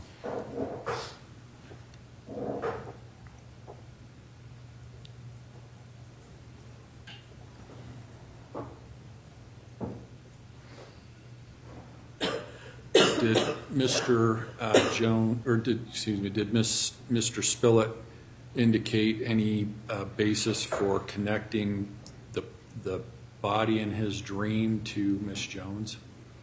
That was, at one point in the dream, he saw white leotards, and that was the association that he had with the way she would dress, and that reminded him of her at job service. With that, Your Honor, I think under subsection 3B, basically the corroborating circumstances of the offense or the crime scene combined with his knowledge, Mr. Spillett's knowledge of Miss Jones, and the fact that, well, I'm going to ask some more questions, but I think at this point it does provide corroborating circumstances that indicate trustworthiness. May I voir dire a native objection, Your Honor? Go ahead. Okay, now, before you talked to Mr. Spillett about this dream, did he assert that he was innocent? Yes. Okay. And in the dreams that he talked to you about, did the position or where the body was found change? Yes. Okay, can you explain that to me? So originally, he stated that the body was on the floor, and then later that it was on the bed. Okay, now you were in Detectives Division at the time that the body was found at the scene, correct? Yes. Did you ever recall finding a white leotard at the scene of the crime? I did not find any, no. Okay. Now, in relation to Mr. Spillett knowing where Miss Jones lived, do you recall that he told you that he didn't know that she lived at Pole Line Road until after he had read it in the newspaper? Yes. The address in the phone book actually was for a different street than where she was currently living, and he said that he thought that she was living off of Pole Line Road and didn't know it was there until he read it. And so is it safe to assume that he had read this information in the paper before he talked to you about the dream? Which information? The information about, the information, is it safe to assume that he read the newspaper article that he was referencing here before he talked to you about the dream? Yes. Okay. And even though the police department didn't issue any facts or any circumstances, there were no press releases related to the scene of the crime, but are you familiar with there being some press coverage at the time? I'm sure there was. I don't remember like where they set up or if there were. I don't recall if they were out there. I know we like put tape like clear across the front, like by the road. So I know they weren't on the property. And there were persons. And I didn't talk to the press, so I don't. And there were persons that were at the scene of the crime that were not law enforcement. Isn't that correct? Yes. Yes. So you've got paramedics that went into the house. Yes. You've got Jennifer Heisler that went into the house. Yes. Mr. Mayfield that went into the house. Yes. Mr. Coffin unlocked the door. Yep. And so the police department really didn't have the ability to keep all of these items or all of these facts secret, did they? No. So any of those people could have talked to the press. Yes. And we know that Mr. Spillett read a press article at some point before he talked to you. Correct. Okay. This time, Your Honor, I just don't think that getting into the nature of this dream with the way that it's shifting and changing, the way that Detective Daniels has indicated that Mr. Spillett said the body was found on the back with the knees pointed towards the ceiling, it bears very little resemblance to the scene of the crime. At this time, I don't think that we've gotten significant guarantees that this is trustworthy evidence. It sounds like it was just a dream. All right. I've had enough argument. I'm going to overrule the objection. All right. We'll bring the jury back in.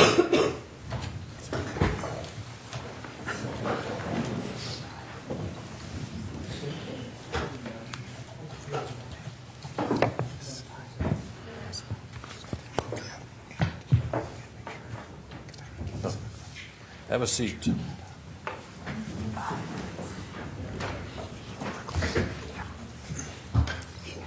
We're in recess.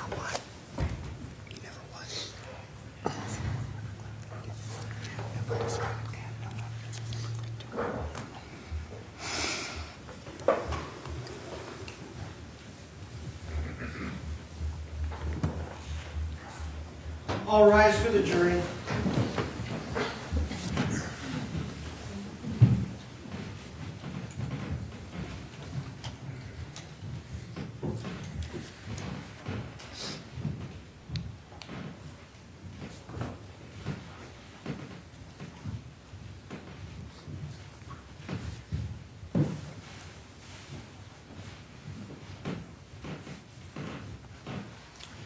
Please be seated.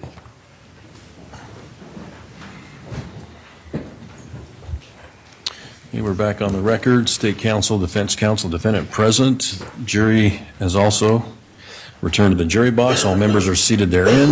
The state waive roll call. Yes, Your Honor. Defendant waive roll call. Yes, Your Honor. All right, Mr. Andrew, proceed. Thank you. So Officer Daniels, when you were talking to Mr. Spillett, were there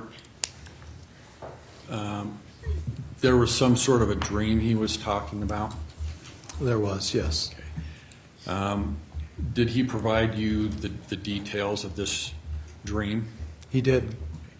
Did he provide those all in one time and one beginning to end narrative, or how did that go? No, and that's one reason the interview took so long. He would tell parts of the dream, and then he'd want to go on with his life and stress that he was having in his life, and we would redirect him back to the dream to get more detail from him. Were any of those details significant to you? They were to me, yes. Okay. And just generally, why were the details significant? He was able to tell me the color of the bed sheets in the residence, and he was able to indicate that there were cut marks on Nori's body. So let me back up. Yes, sir. And ask you something. So he's describing a dream that he says he's having, or he had? Yes. And so this would have been within the week after her death? Correct. Okay. And you're familiar with the crime scene, correct? I am, yes. And so what statements did Mr. Spillett make to you about the dream that were significant to you? The ones that I stated, as far as cuts, color of the bed sheet, he indicated that there was a greenish color on it, or that the walls were green. There was green on the walls, although they weren't completely green. At one point, he indicated that the body was on the bed, that there were cut marks on the legs. He also talked about the living room inside the residence, and that to get from the living room, you had to get from the living room to her bedroom, you would have to go through the kitchen, which also matched the crime scene. Okay. So the bed sheets in the bedroom were blue? Yes, sir. There were cut marks on Miss Jones? Yes. You said there was green to the walls. Can you remember any more detail than that? So it was like white wallpaper that had, I want to say, green and blue designs on it, but not like solid painted green. Did he discuss the vantage point from his dream, so how he was seeing this imagery? He did, and it changed a couple of times. Originally, so he said he was at the foot of the bed at one point. He said that he was on the ceiling, like an out-of-body experience as well. Did he say anything about an altercation? He did. What did he say?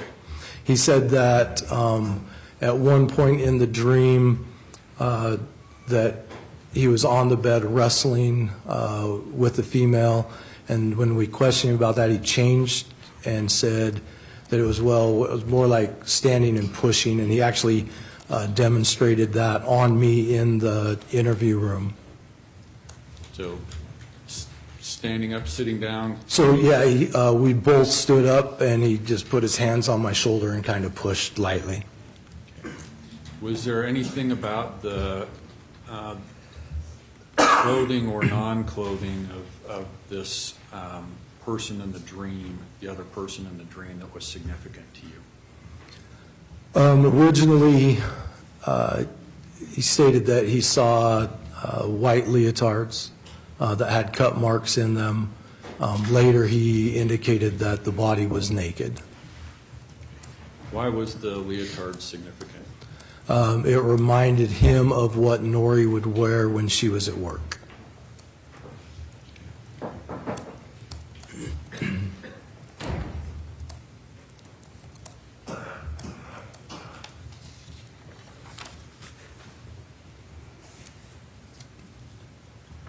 Did he say anything about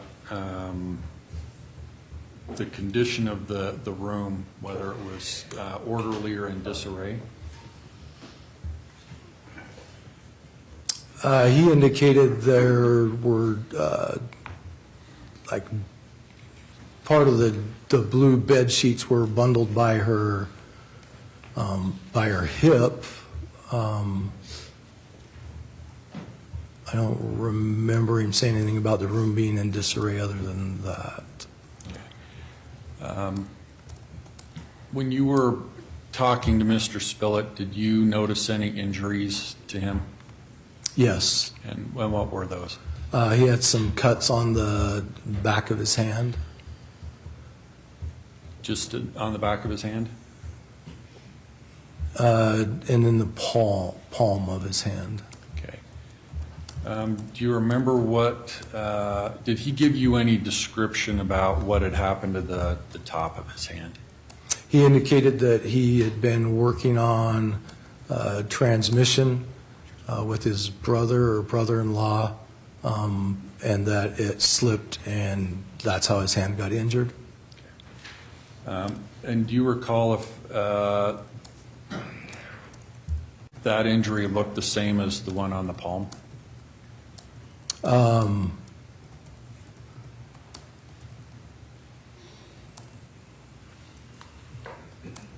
I don't without looking at the photos. I think I do, but I'm not sure. Okay. Do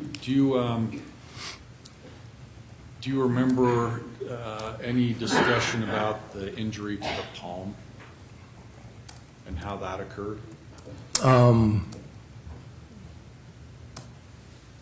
I just remember the conversation about him working on it, and I can't remember if that was all part of the same incident or if I was. I know from my report that I talk about the transmission, and that's all, and so I don't remember other detail to that. Okay, Your Honor, I would like the witness to be handed Exhibit QQ3.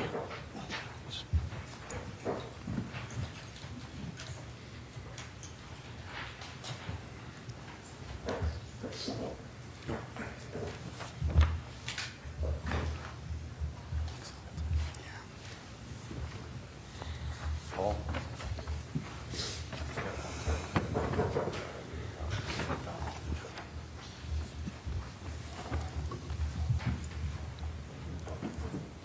So, Mr. Daniels, do you have an item there in your hand? I do. And does it have a sticker on it, QQ3? Yes, sir.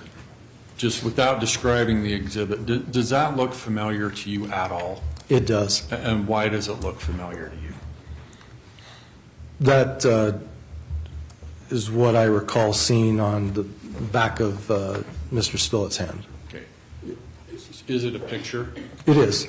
Do you know who took that? I do not know who took the picture. Do you remember the picture being taken? No, it's going in. Yes. Okay. Let me ask you this. Did you witness that injury during the interview you've been talking about? Yes. And as you look at that picture, does that picture seem to depict what you saw during the interview? It does. Okay. Your Honor, I'd ask for the admission of QQ3. Any objection? No objection. Very well. Defense Exhibit QQ3 shall be admitted. Then, Your Honor, if the witness could be handed Exhibit SS 17. Sorry. You said SS 17? Yes. S as in Sam? Yes.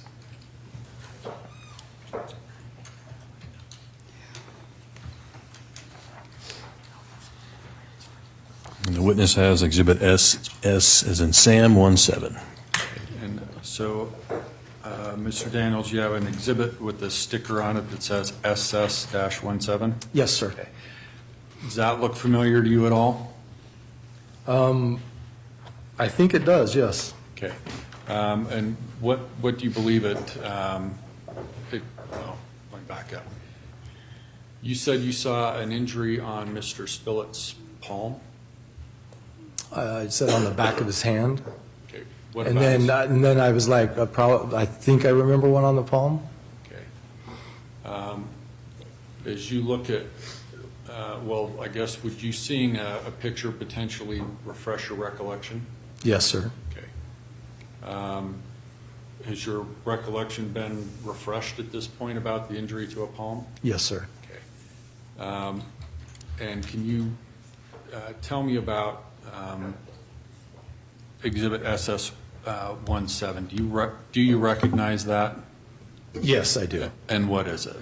Injury to the palm of Mr. Spillett's hand. Okay. And is it, is that exhibit, does it accurately reflect what you saw during your interview with Mr. Spillett? It does. Do you remember who took that picture? Again, I don't. Okay. But you do recognize do you recognize the picture from your investigation? You want to ask that again? Do you remember seeing this picture during your investigation? Like after it was taken? Yeah. I don't remember looking at the picture after it had been taken. Fair enough. Your Honor, I'd ask for the admission of SS 17. No objection. Exhibit S as in Sam, S17 shall be admitted.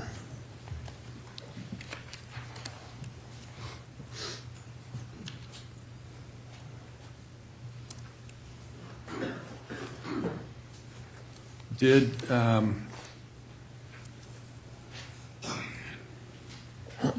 think you said that the contact at Ridley's was it 6 or 8 months before? I can't remember.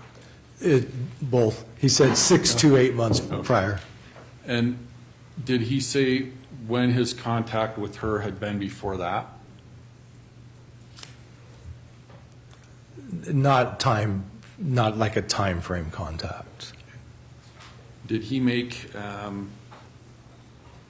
any statements that expressed an interest recently in making contact with her? Yes. And what was that conversation, or what did he say? He had been just recently served with divorce papers and wanted to, if she was available, would like to have a relationship with Nori.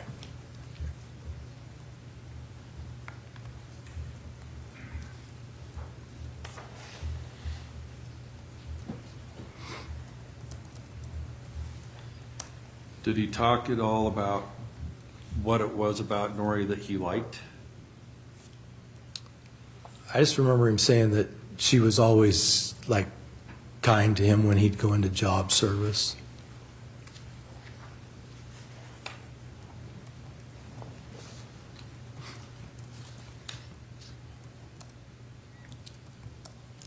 Wait, I didn't ask you about this. When you talked to him about the dream, was there any discussion of blood? When he was talking about the cuts on the legs, he indicated that he didn't recall seeing much blood. Okay. Any other discussion of blood?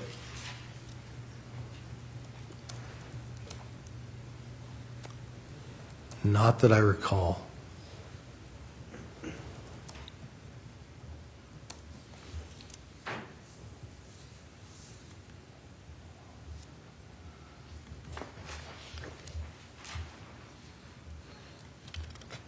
Did he indicate at all in the dream, you've talked about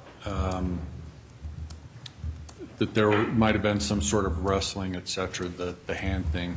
Did he talk about any, whether there had been any sexual activity in the dream? He indicated that when he woke up from the dream, he wondered if they might have had sex.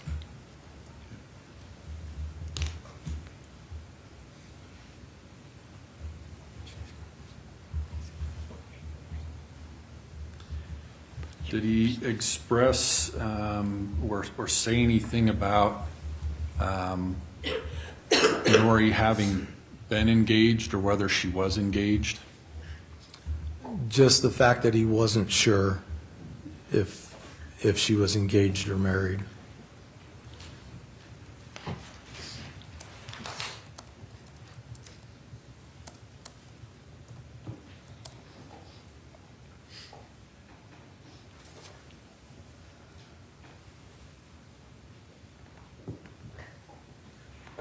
Did he talk about fantasizing about Miss Jones?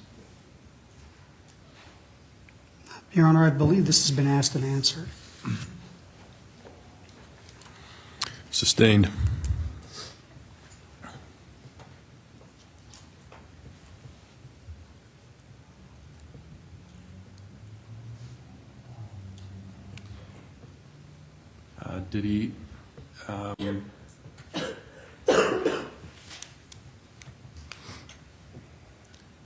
Did he indicate to you in his lifetime who he'd had intercourse with? Objection, relevance. Sustained. Can we approach, Your Honor?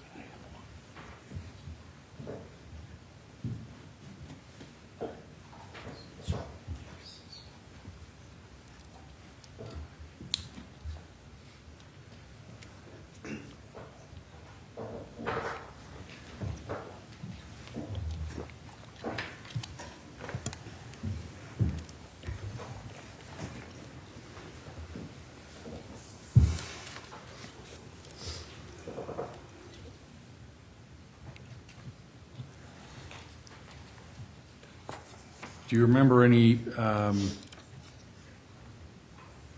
concern expressed or statements made by Mr. Spillett about Nori's lifestyle?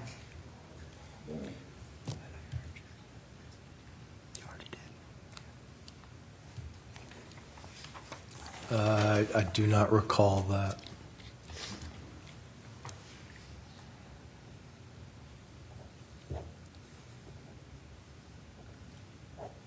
Do you talk about his job at Jiffy Lube? Do you remember? Yes. Did he talk about how he ended up getting that job?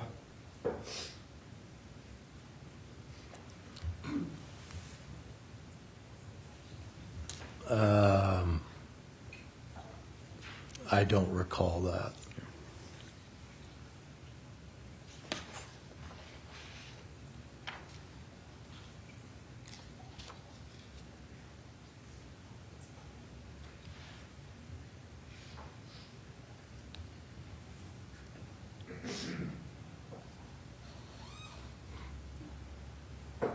Did he talk to you about guilt?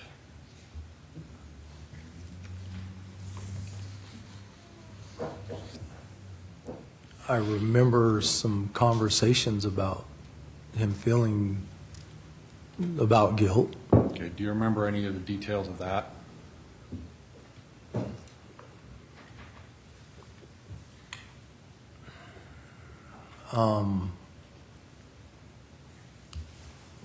Just in a, only ones I recall are just like a general sense of some things that had happened in his life. I don't, not in reference to Miss Jones. Were you familiar with where Mr. Spillett lived at the time? I've never been to his residence. I don't recall where he was living.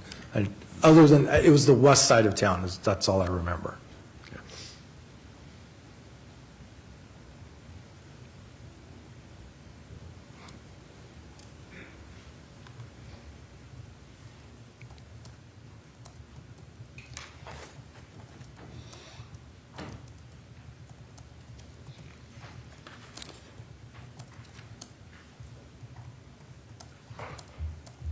Your Honor, I do want to make an offer of proof before I stop my questioning on Mr. Daniels.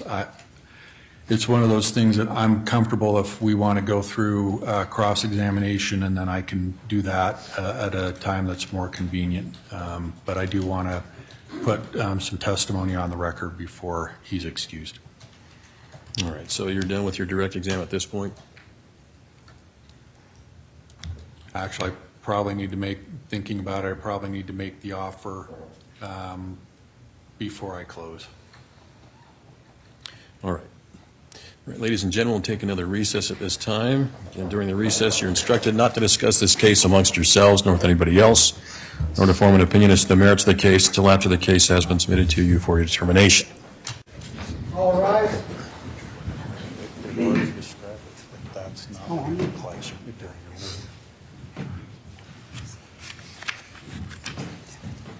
He doesn't look like that.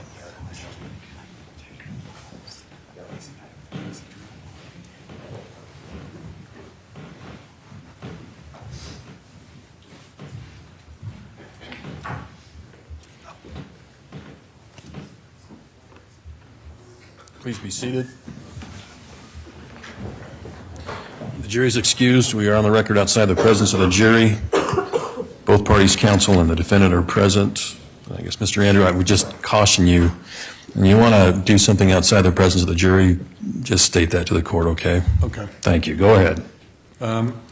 So, Officer Daniels, or Mr. Daniels, at this point, did Mr. Spillett talk about who he'd had intercourse with in his lifetime? I don't recall that. Did he talk about masturbation?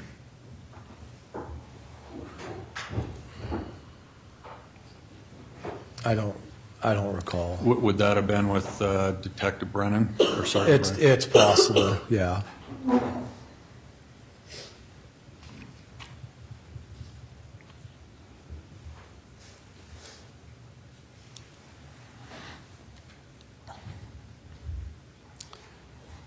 Those are all the questions I have for Mr. Daniels, Your Honor. And as far as the offer of proof? Yes. Okay. As far as your direct as well? Yes. Okay. I didn't see anything there that would be relevant, Your Honor. All right. So the offer of proof's made. The objection to relevance as to Mr. Daniels' prior intercourse history and whether he was masturbation is not relevant. The court will sustain the objection. Your Honor, be Mr. Spillett. My apologies, sir. I knew it in that. But, Your Honor, it also wouldn't be relevant, so. Yeah, well, I stepped in that, haven't I? Okay. Mr. Spillett's sexual history, we'll leave it at that. That objection sustained. Okay. All right, anything else, counsel, before bringing the jury back in? No. Your Honor, I'd like to set up the Elmo before I begin cross-examination. I'm sorry? I'd like to set up the Elmo before I begin cross-examination. Okay, do we need anybody, do you know how to do it, Mr. Radford, or we need somebody with expertise?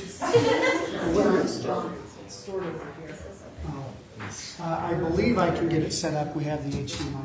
Ryder has it over. Okay. All right, let's take a 10-minute recess to allow that to happen. All rise for the court.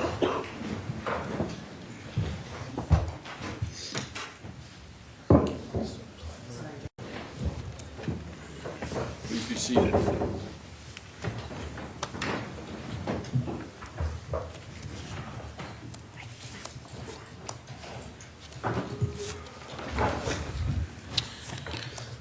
We're back on the record. Please be seated. We're back on the record. We have Mr. Compher and defense counsel present, state counsel also present. We are outside the presence of the jury. Mr. Radford, is the technology up and running? It's ready to go, Your Honor. Very good. Anything counsel need to take up before the jury's brought back in? No, Your Honor. No, Your Honor. All right, bring the jury in, Mr. Reiner.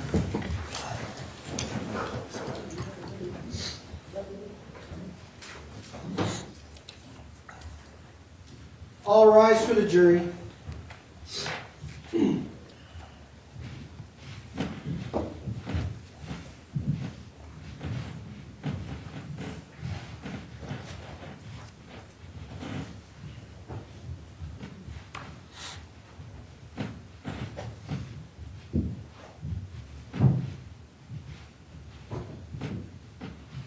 Please be seated.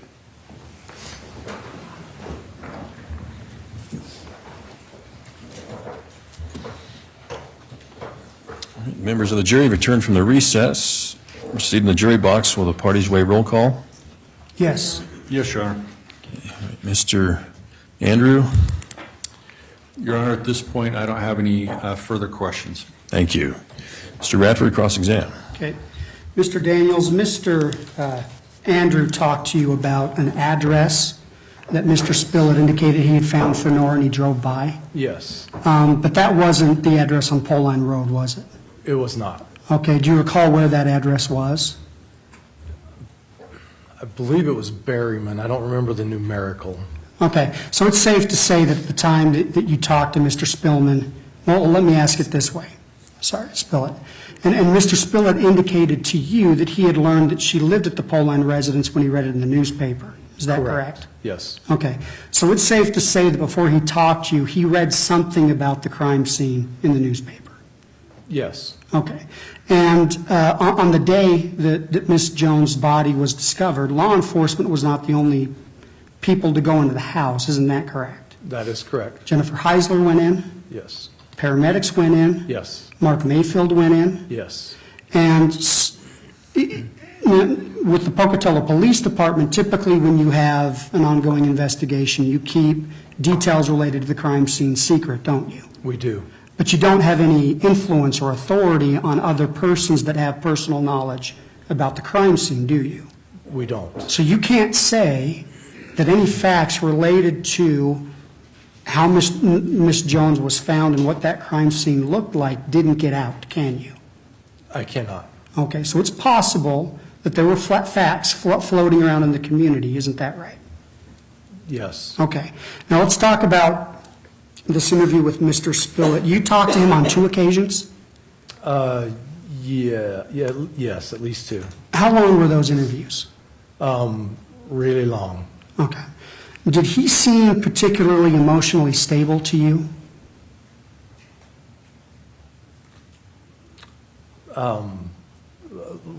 Can I ask, what do you mean? Was this a strange interview?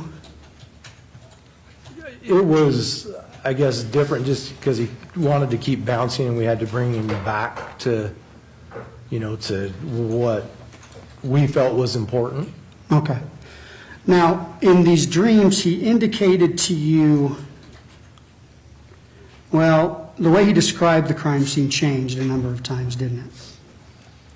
The position of the body and where he was viewing it from changed, yes. Yes. And in relation to the position of the body, the first thing he told you was that the body was found on the floor? Correct. And then he changed it to the bed? Yes, sir. And then he told you that Nori was on her back? Yes, sir. And her knees were bent and pointed to the ceiling? Correct. And of course, that doesn't reflect what the crime scene actually looked like, did it? It does not. Okay, and he also mentioned that there were blue sheets crumpled up by her hip? He did. And you never saw that, did you? I don't recall seeing that, And no. he also said that the first drink that he talked to you about, he said that she was in a white leotard? Yes, And of course, she was not in a white leotard when she was found. she was not. Okay.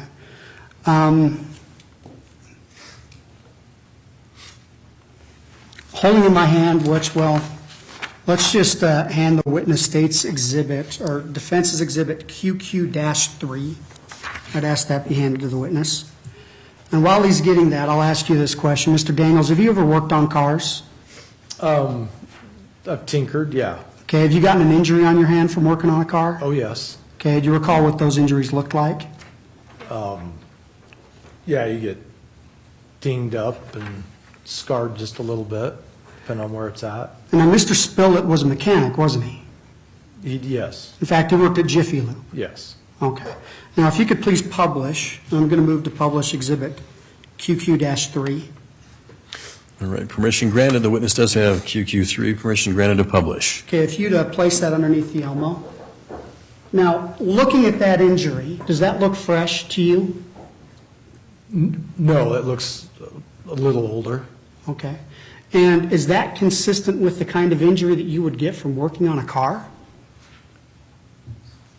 In my limited experience, I've probably had an injury like that from working on my car. And in fact, he told you that he got that injury from working on a transmission. He did. And does that seem reasonable to you?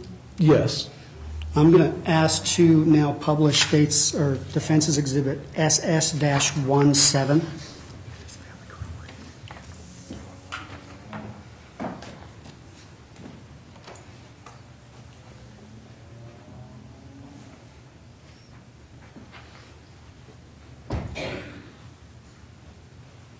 The witness has exhibit SS as in Sam 717. Yes, sir. Okay. Permission Permission to granted. publish. Permission granted. Now, looking at that injury, does that look like a significant injury to you? Significant? No. And is that also consistent with an injury that you would get from working on a car? It could be. Okay. Now, during the course of your career with the Pocatello Police Department, did you have the opportunity to investigate other homicides? Later, yes. Okay. Did you investigate aggravated batteries that were done with a knife? No. You didn't? Okay. You kept. All right. Now, these injuries here, do they look like they would have been sustained by a knife?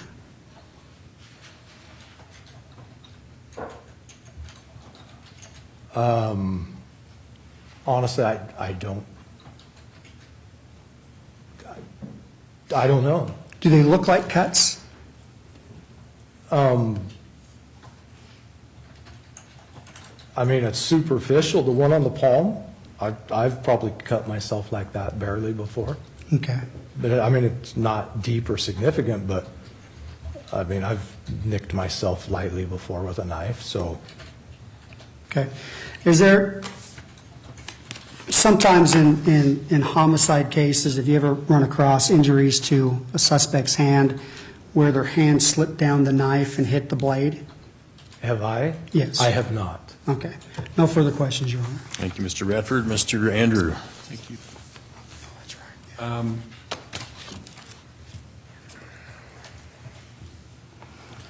Mr. Radford talked about a bunch of people that went in the house. You were aware that people were there before you, correct? Yes, sir. Did Mr. Spillett tell you he got information from any of those people? He did not tell me that. Said he got information from the paper. He did not say that. Well, the address from the paper. Okay. So there was some indication he'd read the paper. Yes, sir.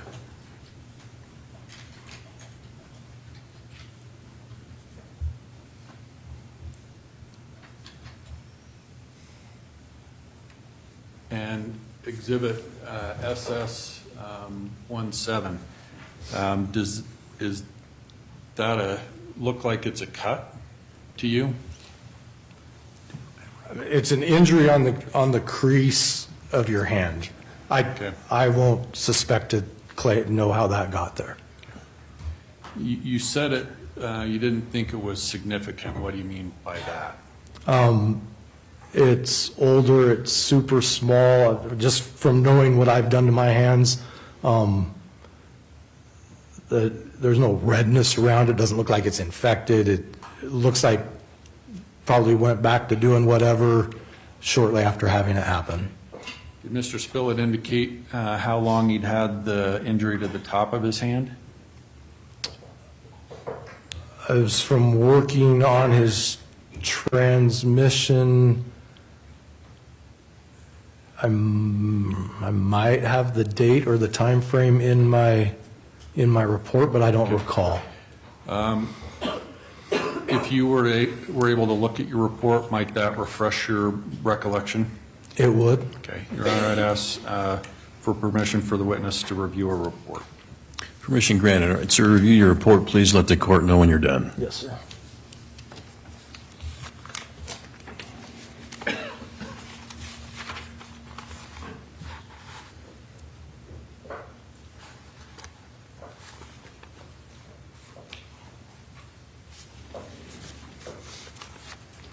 I'm finished, Your Honor. Thank you. Mr. Andrew? So have you been able to refresh your recollection? Yes, sir. Okay. So was there any indication of how long he'd had the injury to the top of his hand? So in my report, it says that he told us that on Sunday he had been working on the car.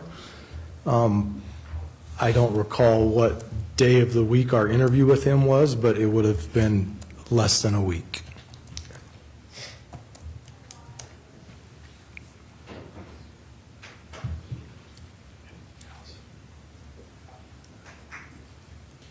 Those are all the questions I have, Your Honor. Very well. Just a few more questions. Okay, go ahead, Mr. Radford. Now, when you spoke to Mr. Spillett, did you have occasion to look at his forearms?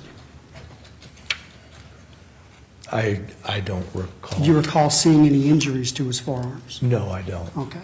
Now, in this story about him injuring his hand, this indication he gave you that he injured his hand working on the transmission, did you corroborate that? I did. And who did you corroborate it with? I'm going to object. It's going to ask for hearsay. Well, we're dealing exclusively with hearsay in this questioning, and I need to be able to examine the nature of those statements. I'll overrule objection. Go ahead. He told me that he was working with his brother or brother-in-law. His name was Ron. Provided us a phone number. I called him, and he said that they... Your Honor, I'm going to object to the statement, and it's at this point non-responsive. It's not non-responsive. He's answering the question directly. Mr. Andrew, you're objecting as to hearsay again and non-responsive? Tell me your objection. Give me a rule. It's hearsay, Your Honor, because it's an out-of-court statement apparently from his brother. Your Honor, if I may. The difficulty here is that Mr. Andrew was eliciting statements that are categorized as hearsay. The state does not agree that these are statements against interest that were made by Mr. Spillett. Mr. Spillett is not on the stand for me to cross-examine the nature of the statements that he made. Therefore, in order to cross-examine and look at the trustworthiness of the statements that Mr. Spillett made, I need to get into these statements that were made by other witnesses. Objection's overruled. Do you need the question back to you, sir? I believe I remember where I was at. Okay, you may answer the question. I talked to Ron on the phone, and he stated that they had been working on the car at Jiffy Lube. The transmission fell, and he actually cleaned the wounds and put bandages on. Nothing further, Your Honor. Anything further, Mr. Andrew? No, Your Honor. And this witness be excused. Subject to recall, Your Honor. All right. All right, sir, I'll let you step down at this time. Again, you may be subject to recall, so just a reminder not to discuss your testimony with any other witnesses. Yes, sir. Thank you. You may step down.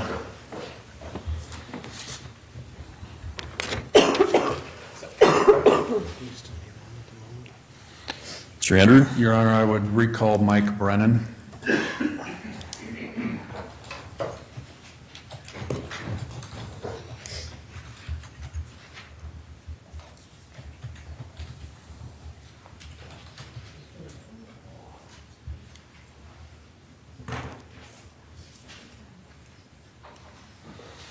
All right, Mr. Brennan, please resume the seat in the witness stand.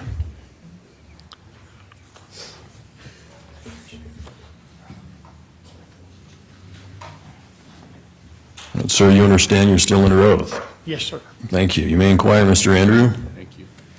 So I want to go back to your discussions. You were talking about an interview with Mr. Spillett. There was actually 2 of them, correct? Okay. Did Mr. Spillett ever indicate to you that he knew about or had found out about Nori's death, just the fact that she had died? He was aware of it. Okay. Did he indicate where he'd gotten that information from? Yes. Okay. Did he get at a meeting that he was at? Okay. Did he get any information from the newspaper? I don't recall him saying that he got information from the newspaper, but he was aware of the news.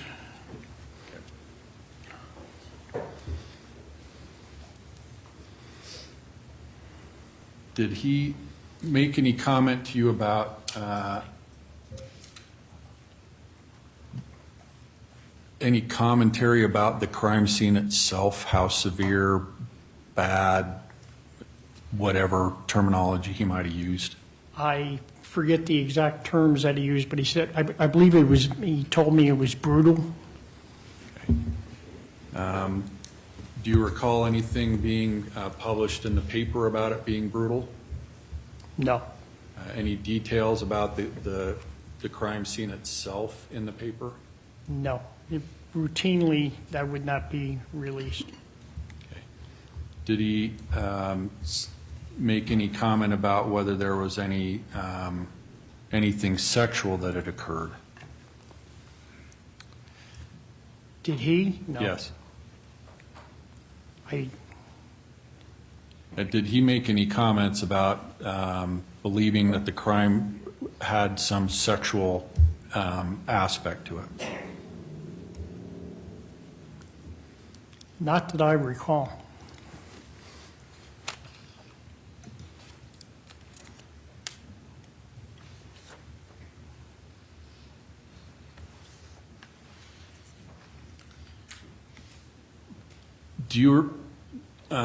Did he say anything about contact between him and Miss Jones outside of work, that they'd actually had any contact?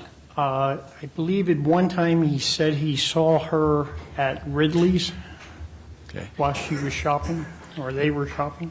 Did he make any comments about how that came about? It was at the grocery store. He didn't say, he just said that they had run into each other. Did he make any statements that he thought it was odd that she was there?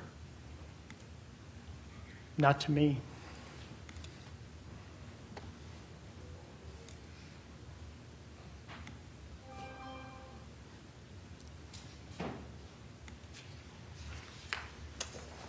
Did he make any comments about ever going by her house?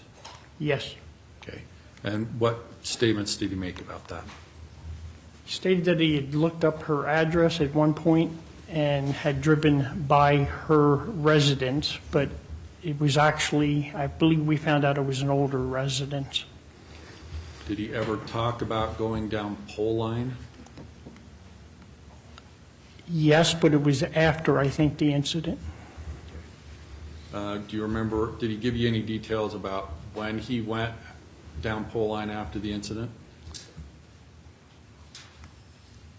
Not that I recall, just that he did. I don't remember the details of what he had to say.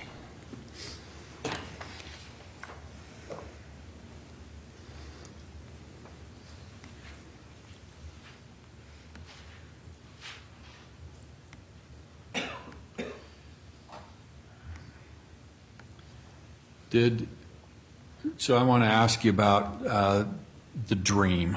How long do you think? Your Honor, regarding the dream, at least through Mr. Brennan, the state's already made a motion to object that the court has ruled on. Sustained, Mr. Andrew.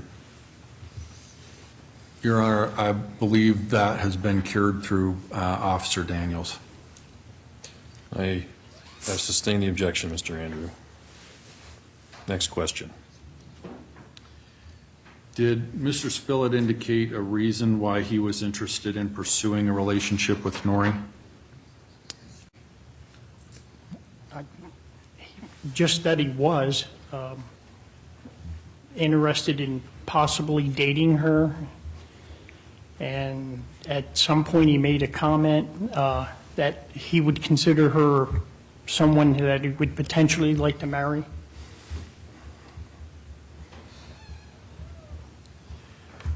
Did he express any concern about or ever comment on whether she was actually engaged or not?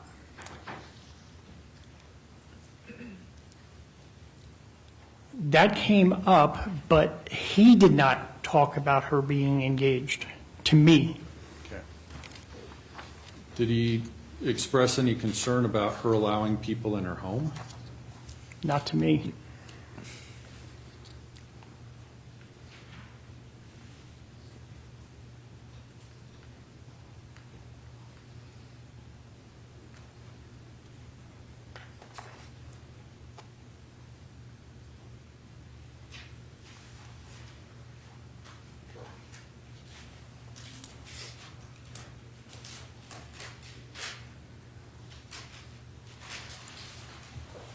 Your Honor, I want to take something up outside the presence of the jury.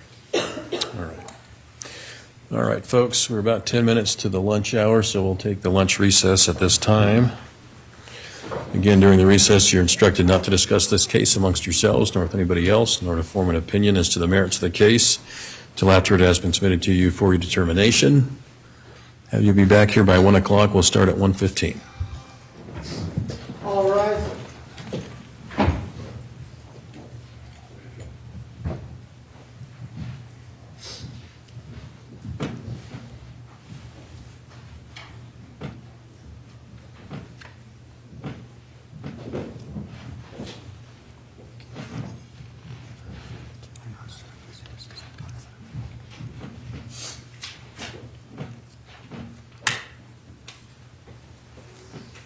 Please be seated.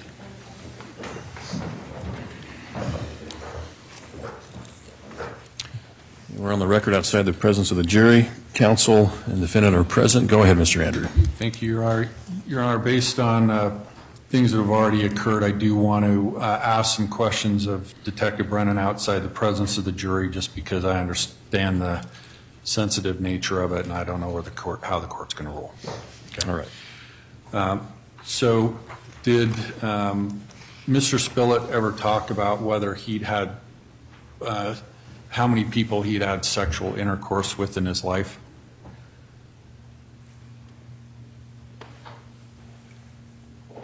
In the scope of this investigation? Yeah, in the interview, did he ever make a comment about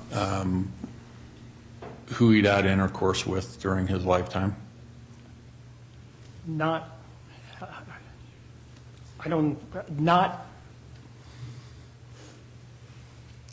in my interviews with him concerning this case. Okay.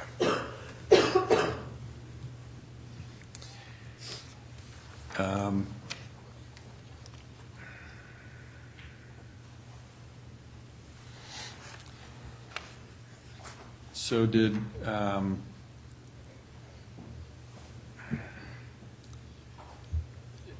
he talk about her having a double life? He didn't talk about her having a double life as having knowledge of it, but he talked about wondering if she had a double life. Okay.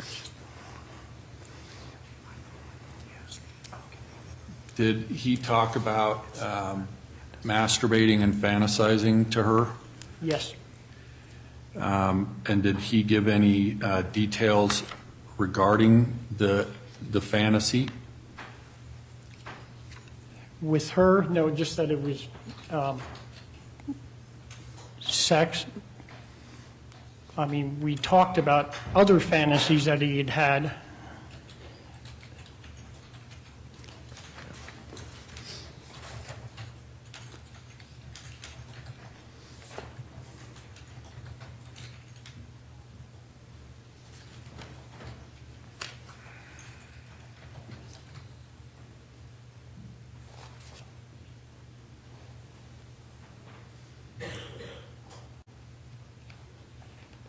You don't remember any other information about the double life?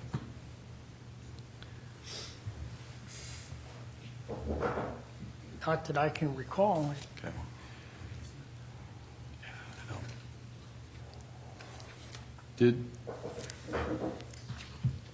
Let me ask you this. Did he say that he'd only had sexual intercourse with his wife? That was the only person he'd ever had sex with?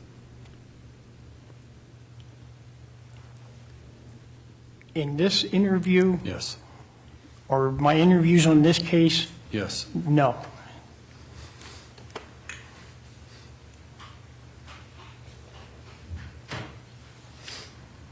If you were able to listen to the recording during the lunch hour, might that refresh your recollection? If I, yeah, Okay. of course it would. Yeah.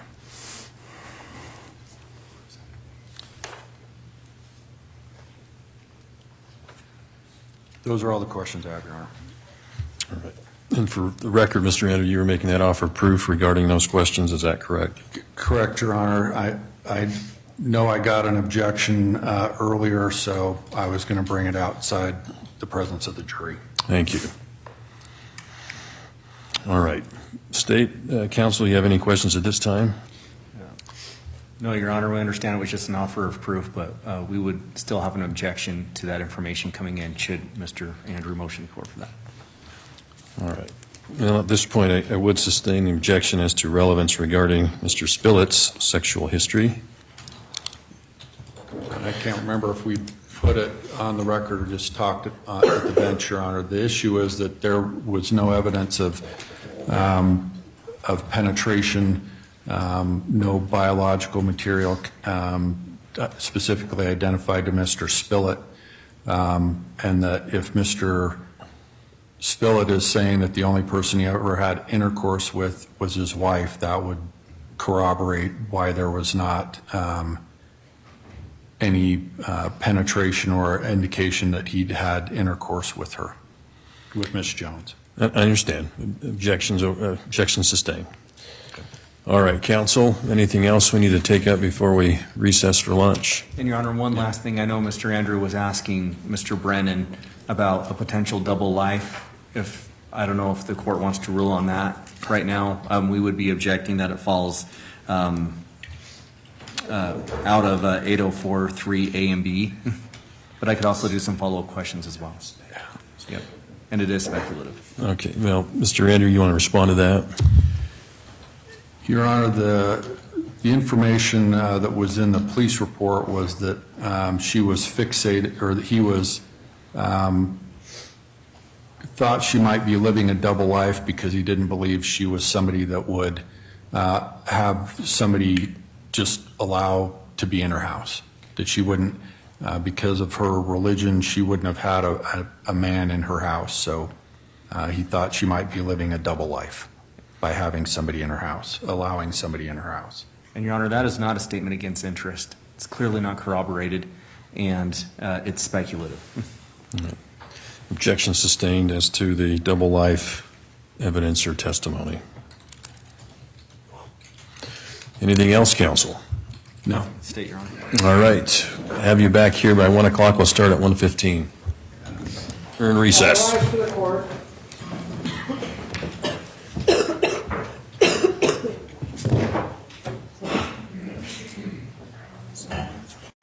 We're back on the record after the lunch recess. Mr. Compher present with counsel. We also have the state counsel present. We are outside the presence of the jury. Mr. Andrew, you and Mr. Radford had spoke with the court indicating you had some further questions of Officer Brennan. Yes, or Mr. Brennan.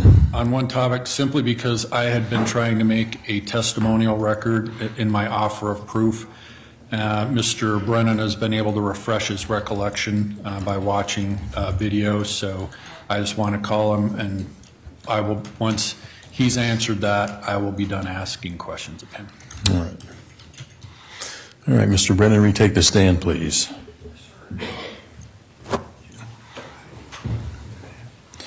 And Mr. Brennan, you understand you are still under oath? Yes. All right. Mr. Andrew, you may proceed. Thank you. So, Mr. Brennan, before our break, I had asked you a question about whether Mr. Spillett had said anything about who he had had intercourse with in the past. Did you have an opportunity to refresh your recollection? Yes. Okay. And it's my understanding that you were able to watch a portion of the video of the interview. Yes, I was. Okay. And after doing that, have you been able to refresh your recollection? Yes, he did tell me that his wife was the only person that he had ever had intercourse with. Okay. And again, the interview was after Miss Jones's death. Yes, it was. Okay. Those are all the questions I have, Your Honor. All right, thank you. State's position? Your Honor, the state maintains the same position, that it's irrelevant and prejudicial. All right. The court will again sustain the objections to Mr. Spillett's sexual history. Any of you guys have questions for him?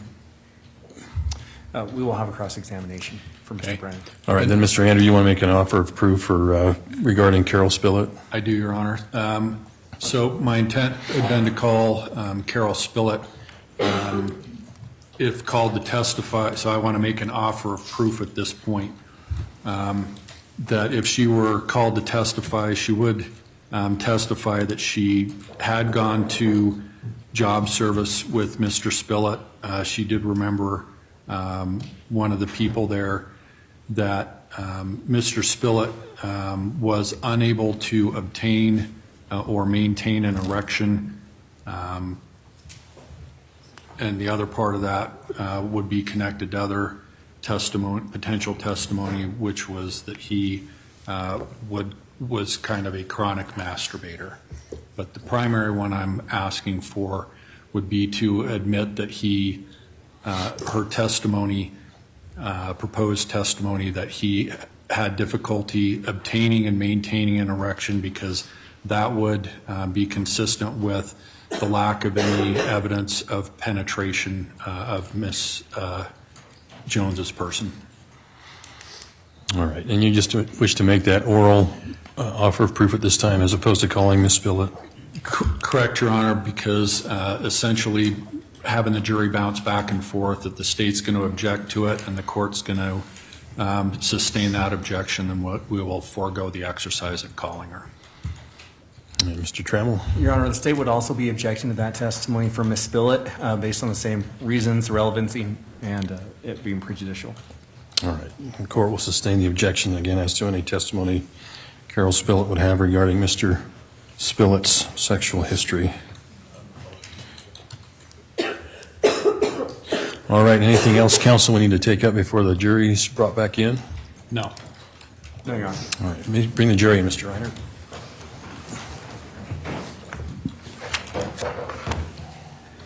All rise for the jury.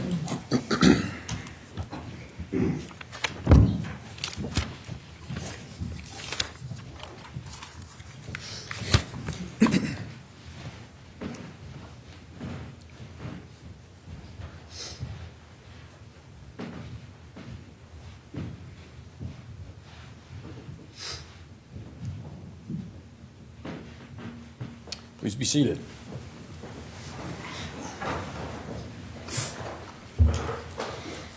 And all members of the jury have returned from the lunch recess and are seated in the jury box. Will the parties waive roll call? Yes, Your Honor. Yes, Your Honor. All right, Mr. Andrew, any further questions, direct examination of Mr. Brennan? No, Your Honor. Thank you. Mr. Trammell? Thank you, Your Honor. Mr. Brennan, so in your interview with Mr. Spillett, did he say that he heard it was a brutal murder from a person named Nate? Is that accurate? Yes.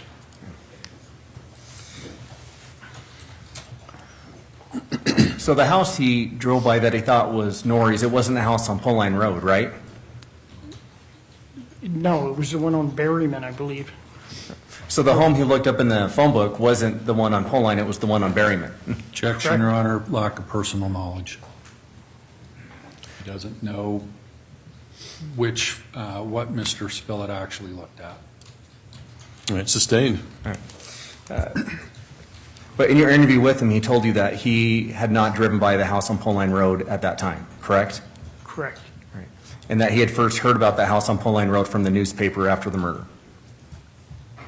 Correct? From the news, I don't know whether it was directly from the newspaper or not. Or I don't recall. And he said that Nori went to church with his aunt, correct? Yes, Not him. correct.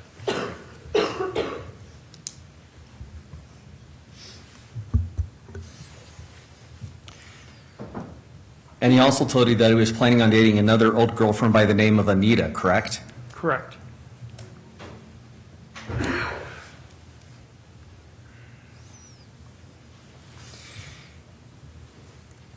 And he denied having anything to do with the death of Nori Jones, correct? Correct.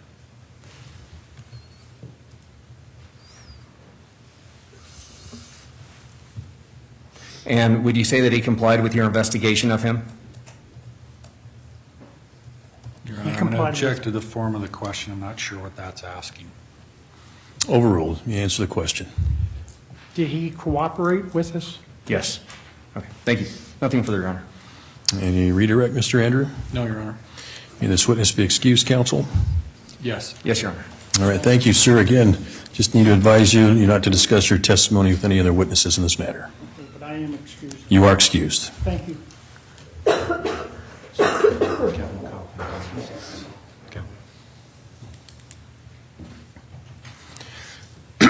Defense's next witness. Would be Kevin Coffin.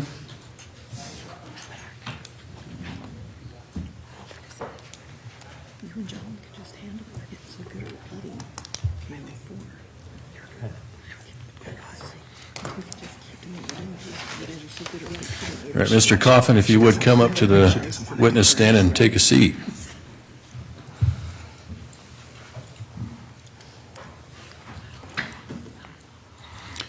Good afternoon, Mr. Coffin. Do you understand you're still under oath? Pardon? Do you understand you are still under oath? Is that a yes? Yes. All right, thank you. You may inquire, Mr. Andrew. Thank you. So, Mr. Coffin, you previously testified that you owned the house that Nori Jones' body was found in, correct? Yes. I want to talk to you about the 3 or 4 days prior to her body being found. Had you done any work on the house in those 4 days? Not that I could see that I'd done. I kind of look back on notes. And Did you have any recollection of being there? day before, I put the rent signs up. Okay. Were you in the back of the house at all? Front on Pole Line, and then signs down on the place that's for rent on Nixon. So when somebody's standing on Pole Line, are you saying you put a sign between there and the house? Well, no, it was probably out by the road, but Okay. yeah. And we've talked about the back door, so you weren't back by the back door? Not that I can recollect. Okay. So if George Rotz had said that you were over there days before Nori was found, would that be true? Yes. Okay. Were you in the back? About 2 weeks prior, I'll say a week and a half prior, I took the water heater out from underneath. Me and my son did. Okay. The old water heater was down underneath the basement. It wasn't up in the house. Well, it was, but it's down in the basement. Okay. Down the cellar, I should say. And that was a week before? About a week and a half. Okay. But had you been in the house? Not to my knowledge. Probably about a week before, I took them to the Pacific. 2 water heaters, one from my home and one there. Okay. And so were you putting a new water heater in? Actually, what happened was the new water heater was put in when Nori moved in, about that time, 2 years prior. And down there is just kind of a dirt basement. I left the old water heater down there 2 years prior. My water heater went out in my home, and then I came and took mine out there, got hers out from under me and my son, put it in the garbage trailer, and then 4 days later I took them to Pacific. Okay. In 2005, did you make any sort of odd discovery about a water heater in the basement? Yes. How did that discovery take place? What was going on? Well, the door got kicked in, and then my locks around the property, some have been tried to get into those. Okay. And so where in the house is the water heater? It's down under, Okay. down in that crawl space area. Okay. How do you access it? You go down some stairs down underneath the house. Is that access, which side of the house is that on? It'd be in the back by that back door. So can you give us a better time frame of when this happened? The water heater, Yeah. when I found it, Yes. it was in June of '05. Okay, June of '05. I can give you a date if I open this up. But That's okay. So what did you see? What was the observation you made? water heater had graffiti on it, and I can't remember what it said, but it wasn't good things. You know what I mean? Okay. Was it paint? Was it scratched? Was it marker? Probably marker, red marker. Okay, you remember it being red? Mm-hmm. Is that a yes? Yes.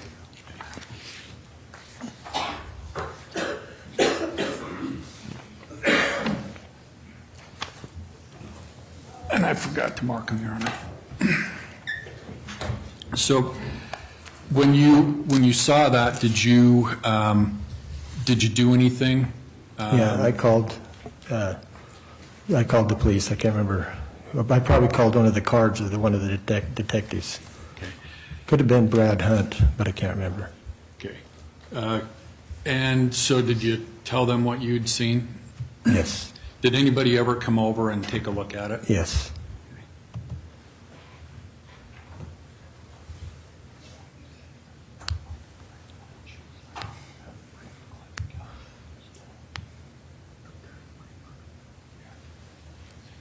So, Your Honor, I need to mark the exhibits real quick. So I'm going to, what I would prefer to do in order to move things along is pause my direct examination at this point and then allow Mr. I want to call Doug. Okay. I just need a second, Your Honor. That's fine. Take your time.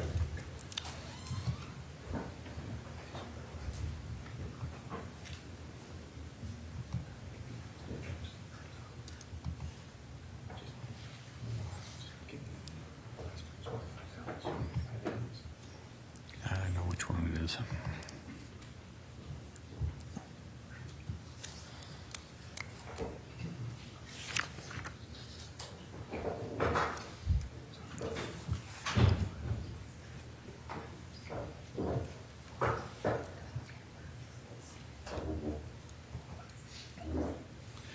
Let me ask you this, Mr. Coffin. If you were able to see a photograph of that graffiti, do you think you would recognize it? I think, yes. Okay. And Your Honor, I understand I have not objected at this point as far as the water heater based on relevancy, but for the rest of the line of the questioning on this water heater, if something happening to it in 2005, which was after the event, the state just doesn't see how it's relevant at this point. Okay, well, we'll wait for a question and go from there. Understand. If the witness could be handed Exhibit CC8.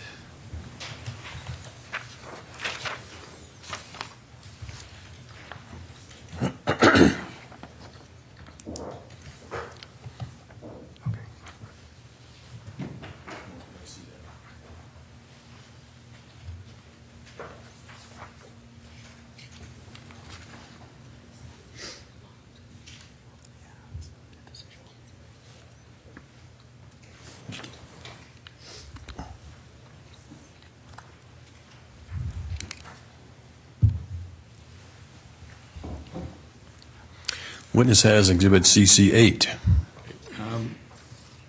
Mr. Coffin, have you had an opportunity to look at that exhibit? I did put it down. Do Okay. am I supposed to Yeah, look if at you it? would flip it over. Does the content of that look familiar to you at all? Yes, And why does it look familiar to you? because it's kind of about this case. Okay. Would that be the water heater we've been talking about? Yes, Does it have the what you described as graffiti depicted in it? And Is that a yes, sir? yes, And does that exhibit show what you saw in June of 2005? yes, Your Honor, I would ask for the admission of Exhibit 778. I thought you said CC as in cat 8. CC. Exhibit CC 8. Mr. Trammell? Your Honor, we're to this point, the state won't object. Okay. Defense Exhibit CC as in cat 8 shall be admitted. And Your Honor, if I could have him handed CC 7.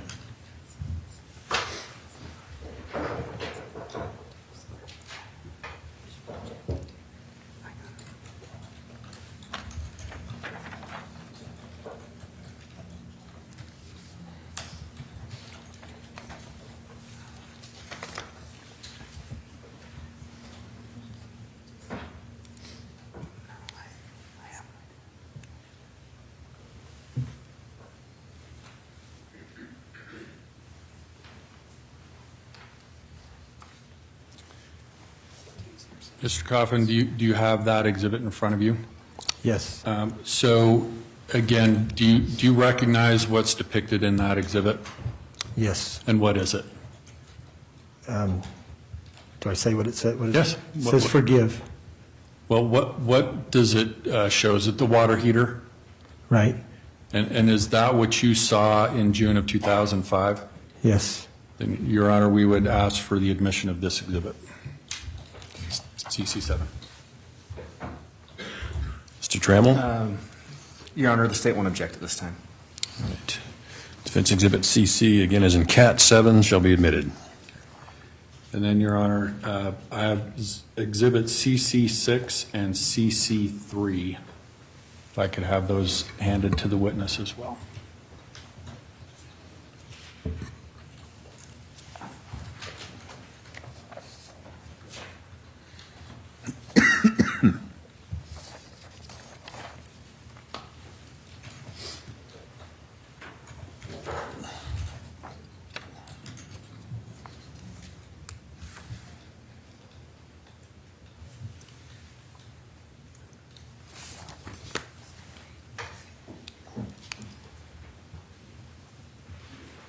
All right. So, Mr. Coffin, if you just want to pick one of those and tell me what the exhibit sticker is on it. the water heater sticker, or? Well, there should be a little blue sticker in it. It's either. Oh, yeah, there's a CC6 and a CC3. Okay, let's talk about CC6 first. Same question. In that exhibit, do you recognize what the item is that's shown in that? You know, I do. I want to say yes, because everything was just like that. I don't know exactly everything that was said, but I would say that's a yes, too. Okay. Is it the water heater downstairs? It's the water heater. It just had all kinds of different graffiti in it. Correct. And I'm not asking you to interpret the graffiti. I'm just asking you whether that was what you saw in June of 2005. I'd say yes. Okay. Your Honor, I'd ask for admission of Exhibit CC6. Your Honor, the state would object on relevancy and hearsay at this point. Mr. Andrew, any response? The relevance, Your Honor, is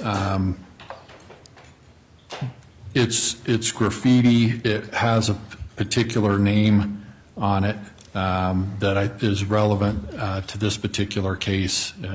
So it's relevant. It's not making any particular statement. It's not offered for the truth of the matter asserted. All right. I'll sustain the objection as to relevance. Could you look at item CC3?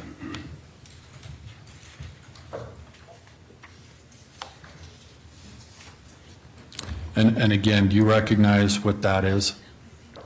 It's like the first one? Yes. Okay. Is it the water heater as it appeared in June of 2005? Yes. Your Honor, I'd ask for admission of Exhibit CC3. Your Honor, same objection on relevance. Objection sustained.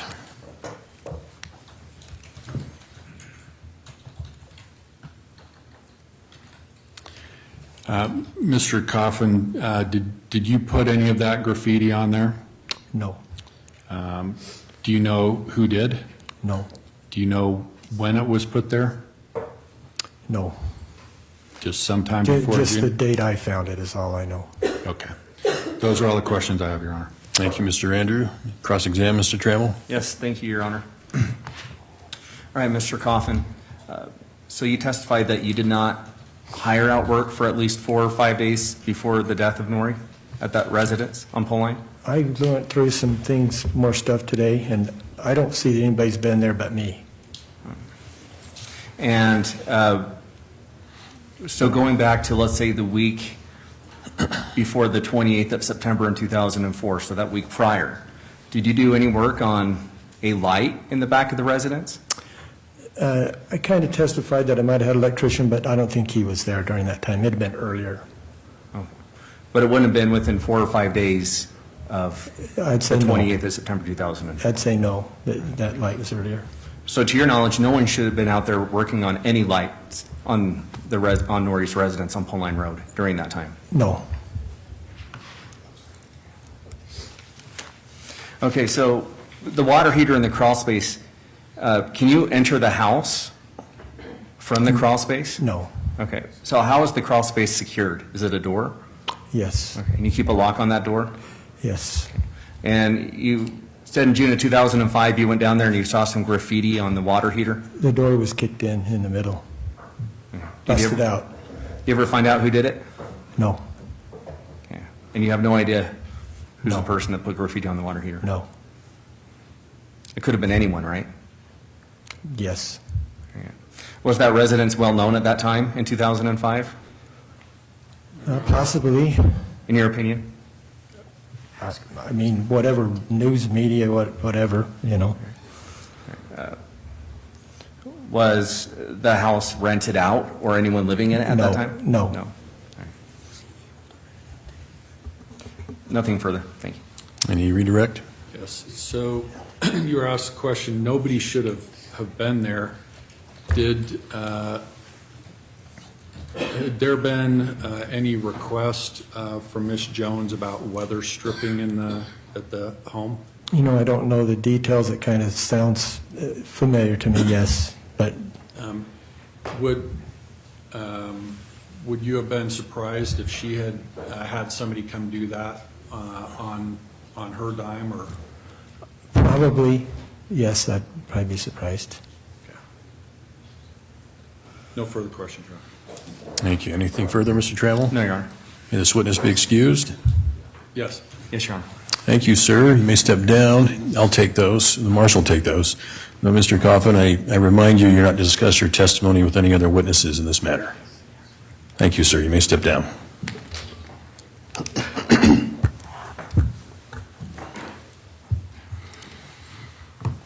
All right, next witness, Mr. Andrew.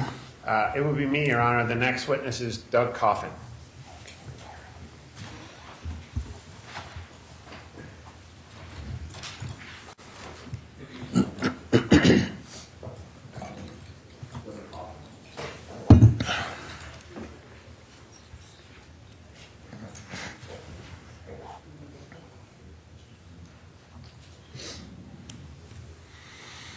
All right, Mr. Coffin, if you would come up here in the well. To my right is Carl Holm, our clerk. Raise your right hand to be sworn, please.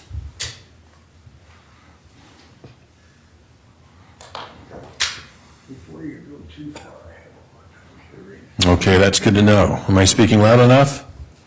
Yes, I can hear you now. I just wasn't know I had a hard time hearing. Understood. All right. Please raise your right hand. Do you solemnly swear the testimony you're about to give shall be the truth, the whole truth, and nothing but the truth, so help you God? Yes.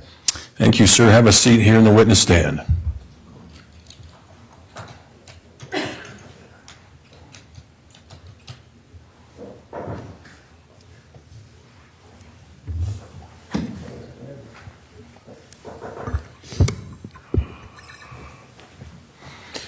Mr. Proctor, you may inquire. Thank you, sir.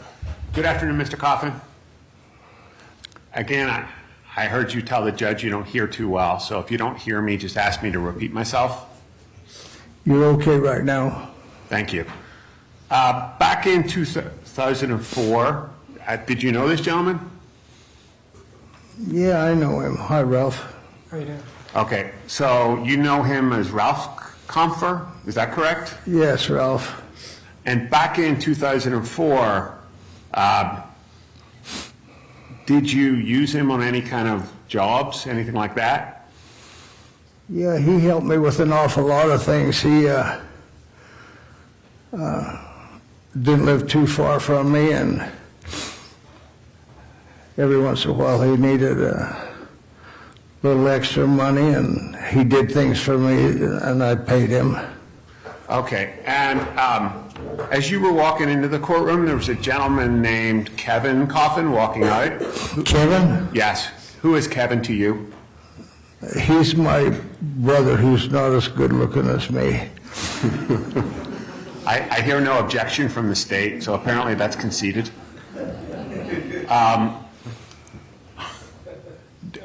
In 2004, do you know if your brother owned a home that he rented out over on Pole Line? Yes, I kept a few things there and had a car there, and so I was there. Okay. When you say you kept a few things, where in relation to the house that he rented out was that? Say that again, please. You kept a few things over. Was that near the house that your brother rented? Yes, on the property. Like I had a car there. I've done this a couple times. It's got a lot of traffic there, and I put a car with a for sale sign on it. It's easier to sell than at my house, you know. So, and I had a little bit of lumber there. Okay. And you've already testified that Mr. Compher helped you out. Did he ever go over to your brother's house with you? The rental house, not my brother's house. Yeah, the house on Pole Line, the rental house. Yeah, the rental house. Yeah, he went there with me a couple of times. Okay. Do you ever recall a time when he was thirsty? Yeah, I remember once it was hot as I remember. I remember that he wanted a drink, and I said, you have to go to the house because I don't have nothing. So he went to the house and got a drink, and I don't know what happened there, but he come back, you know. He wasn't thirsty anymore. Okay, so let's unpack that a little bit. This time you recall it was hot? Is that what you were testifying to? He what? It was the time of year it was hot. Is that true? Well, as I remember it was, you know, I don't know what month it was, but as I remember it was warm, hot, whatever. And Mr. Compher, it's your testimony, he was thirsty. Yeah. And did you have water in the vehicle that you went over there? I didn't have any water. I told him he'd have to go to the house and see if they could give him a drink. Okay. And is that what did you see him walk in a particular direction after that? Well, saw him go over to the house. Okay. Did you see what happened when he got to the house? No, I was working. Okay. And Mr. Compher, was he gone for a few minutes, a few seconds? I would say a reasonable time to go get a drink and come back. And when he came back, did he have a glass of water in his hand or anything like that? Apparently he got a drink when he was there. He never came back with a glass. Okay. Did he say, after that, did he say he was thirsty or anything like that? No, I think when he went there, he satisfied his thirst. Now,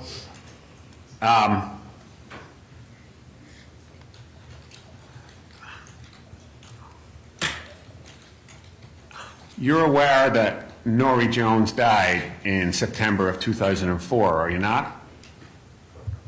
Well, I've learned that. Okay, so my question is, do you know if your brother ever rented the house after that again? If what? If your brother rented the house subsequent to Miss Jones's death? No, after she was killed there, he didn't want to rent it because it was kind of like a spook place, so he's been 10 years without any rental on that property. Okay, so when Mr. Compher went over to get a drink, was that before Nori died or afterwards? Before.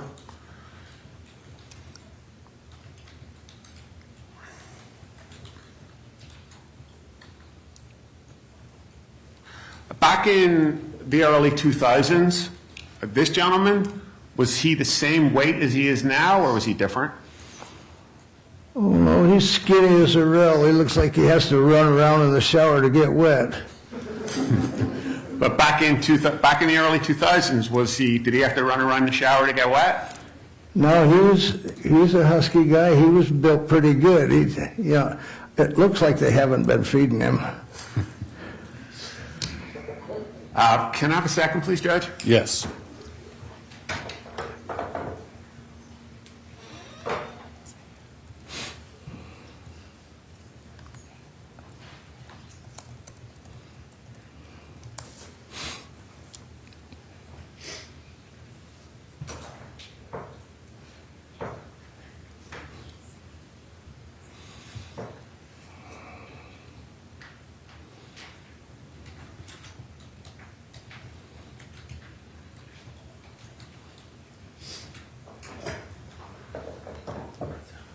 Mr. Coffin, that's all the questions I have, but the state may have some. Thank you, Mr. Proctor. Mr. Radford? Mr. Coffin, given what you've testified to here today, would it surprise you if Mr. Compher said he had never been to that house on Pauline Road?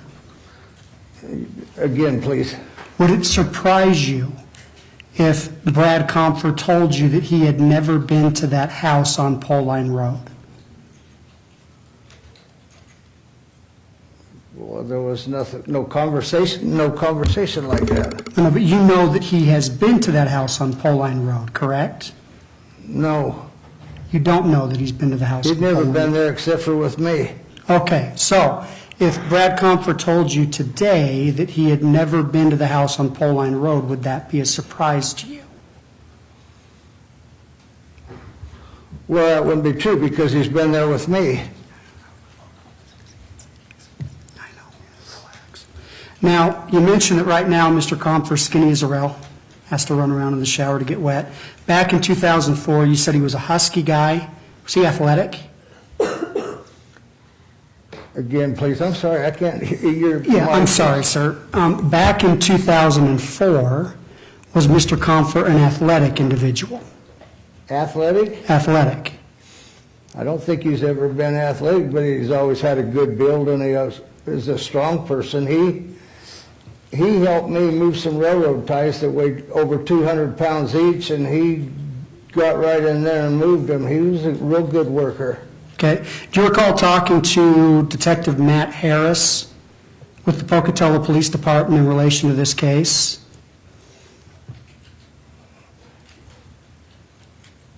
I was told that I talked to some detective, but I have no name and I don't remember who it was.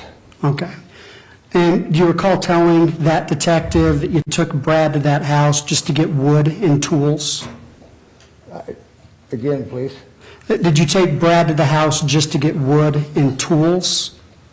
Yeah, there was wood there, not so much tools because I had all the tools, but I had a car there, I had lumber there.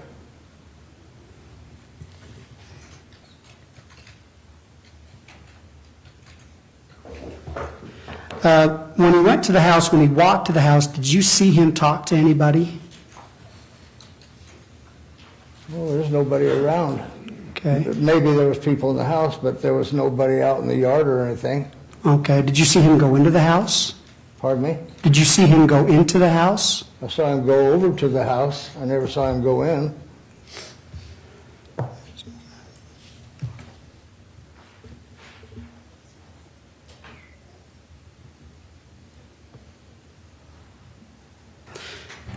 Who's the gentleman sitting next to you? Don't worry about that. Your Honor, can I answer?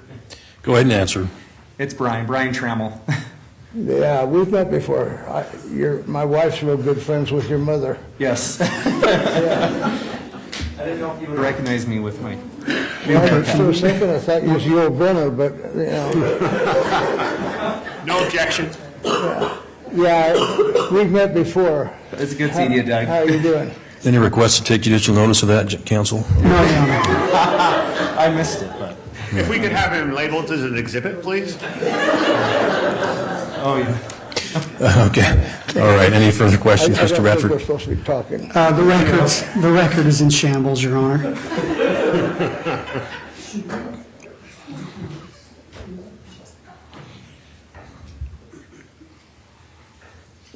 Okay, do you recall what year you went to that house on Pole Line Road with Mr. Compher? No, I don't even know what year I was married. Do you know who was living at the house at the time that you took Mr. Compher to Pole Line Road? Yeah, there was somebody there. Do you know who it was? No, never met her. Okay. I don't have any further questions, Your Honor. Thank you. Any Can I have 1 redirect? second, please? Yes, you may.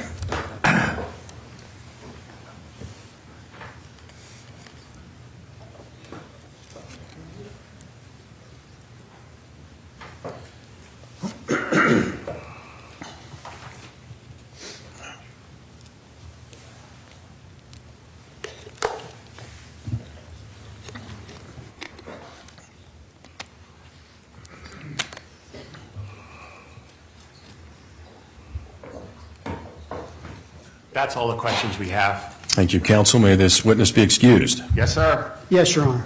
All right, Mr. Coffin, I'm going to excuse you. However, I advise you're not to discuss your testimony with any other witnesses in this case. Okay? Yes, sir. Thank you. You may step down. Have a good rest of your Ask you afternoon. your name.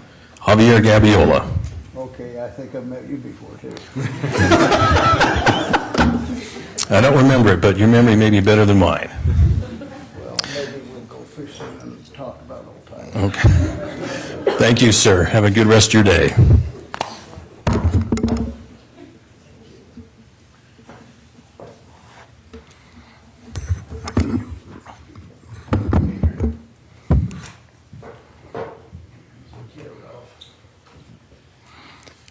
Mr. Andrew, next witness. Your Honor, we intend to call Kirk Howe. I'm not sure if he's here at the moment, so I have somebody out checking for that. All right.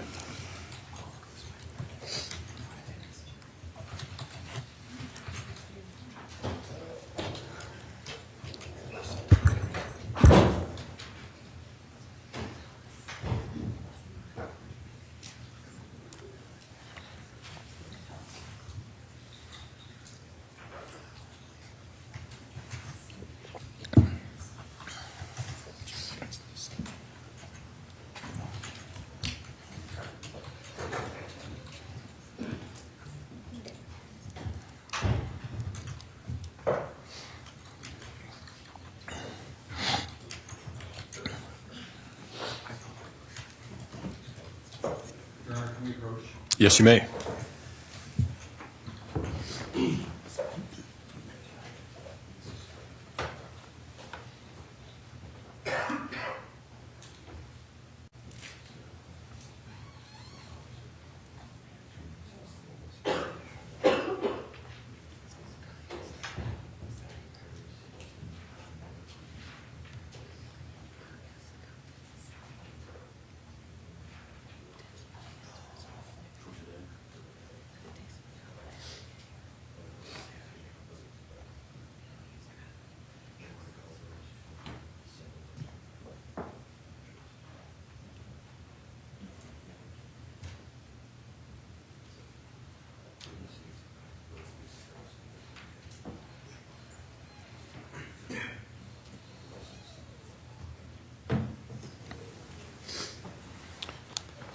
All right, ladies and gentlemen, the jury, we're waiting to get some witnesses here to the courthouse. So while we do that, I'll go ahead and take an early afternoon recess. Again, during the recess, you're instructed not to discuss this case amongst yourselves, nor with anybody else, nor to form an opinion as to the merits of the case.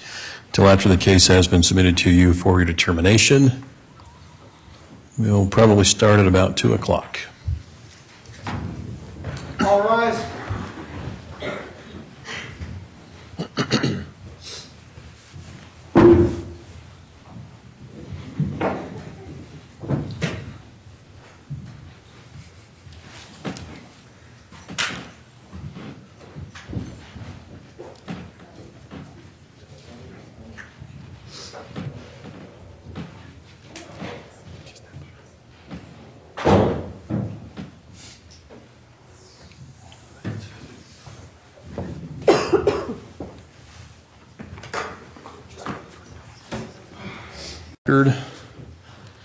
We have Mr. Compher present with counsel, the state counsel also present. We are outside the presence of the jury.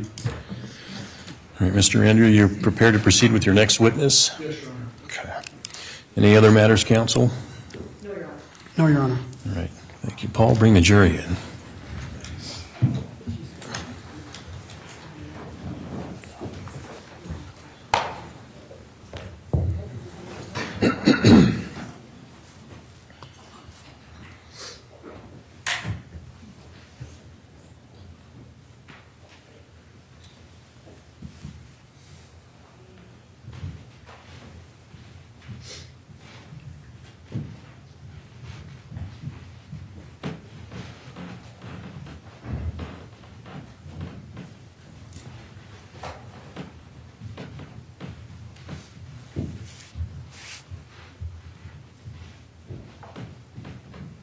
Please be seated.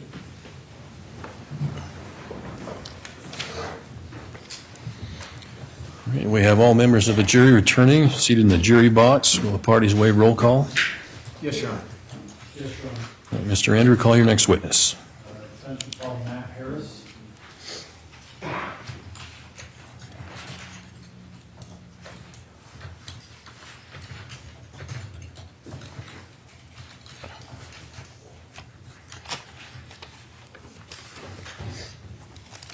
All right, Mr. Harris, please retake the witness stand.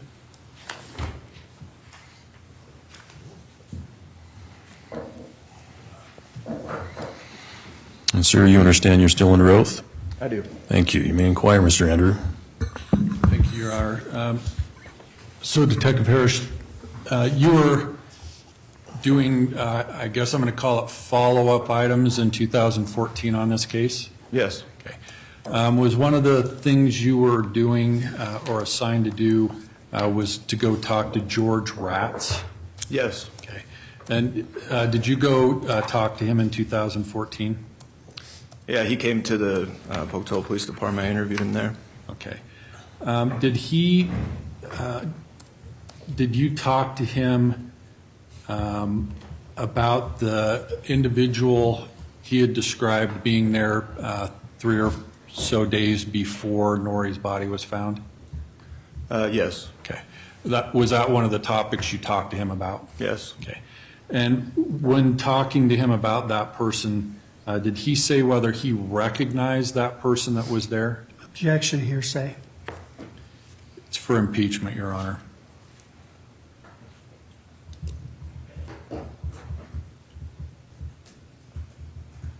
The concern from the state is that Mr. Ratz is probably available if we want to get into these, the nature of these statements.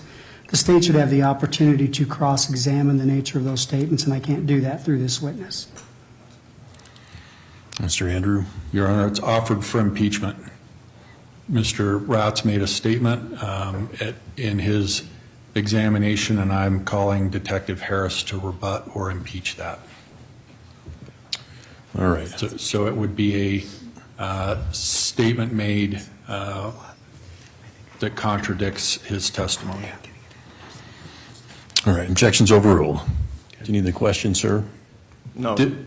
Yeah, so let me ask the question again. Did Mr. Ratz indicate whether he recognized that person? He said he did not recognize him.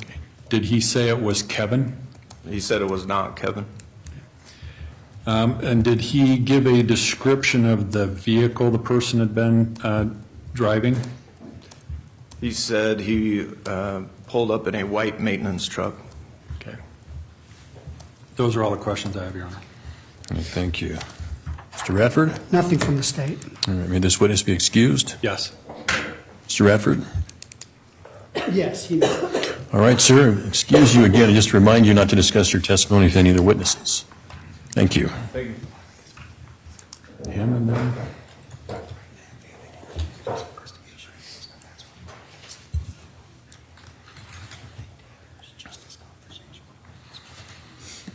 All right, next witness. Okay. Tom Sellers, Your Honor.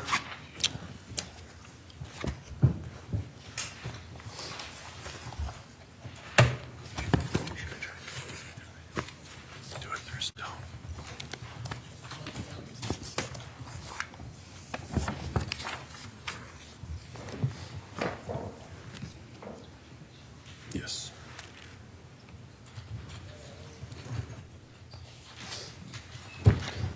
All right. Sir, if you would resume the witness stand.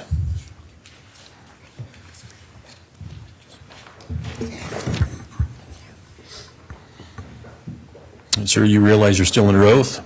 Yes. You may inquire, Mr. Andrew. It's me, Your Honor. Mr. Proctor, go ahead. Thank you.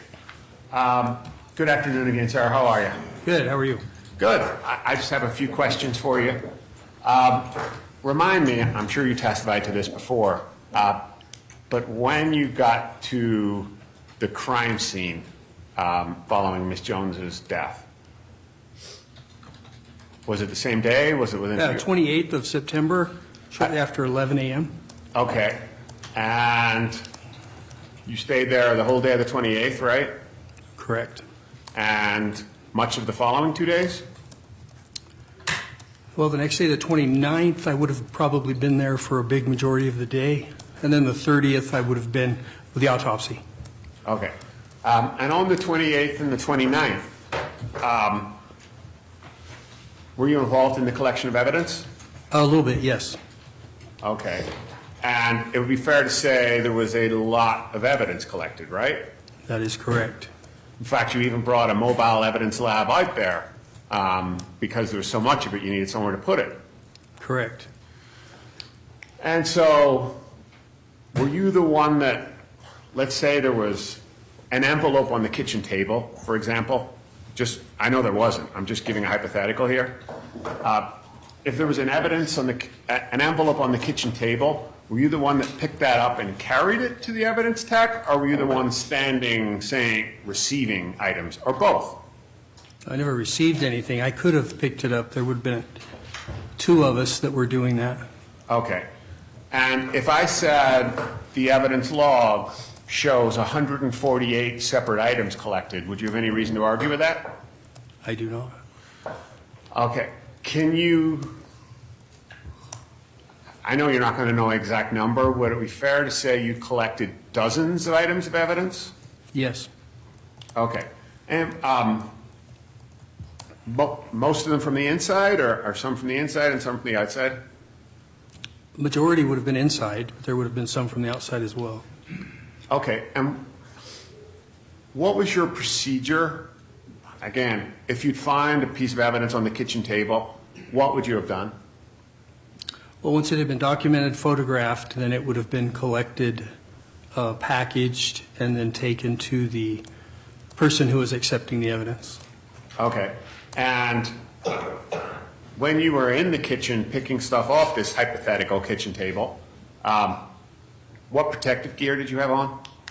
I would have had Tyvek suit, booties, and gloves. Okay. And here's my question. You pick that item up from the kitchen table and take it to the evidence tech. What do you change before you go back in to get the next piece of evidence? Well, it depends. If the item I picked up was contaminated or covered with liquid or blood, for example, whatever would have been contaminated would have been changed. If there was nothing, for example, I picked up an envelope and took it over there, there's a chance nothing could have been changed at that time. Stuff is changed several times, but is it changed every time you pack something? No. So, the first day, how many times do you think you changed your gloves? Oh, I have no idea. We would go through boxes. You yourself, though, A couple of times, a dozen times? I'm going to say dozens.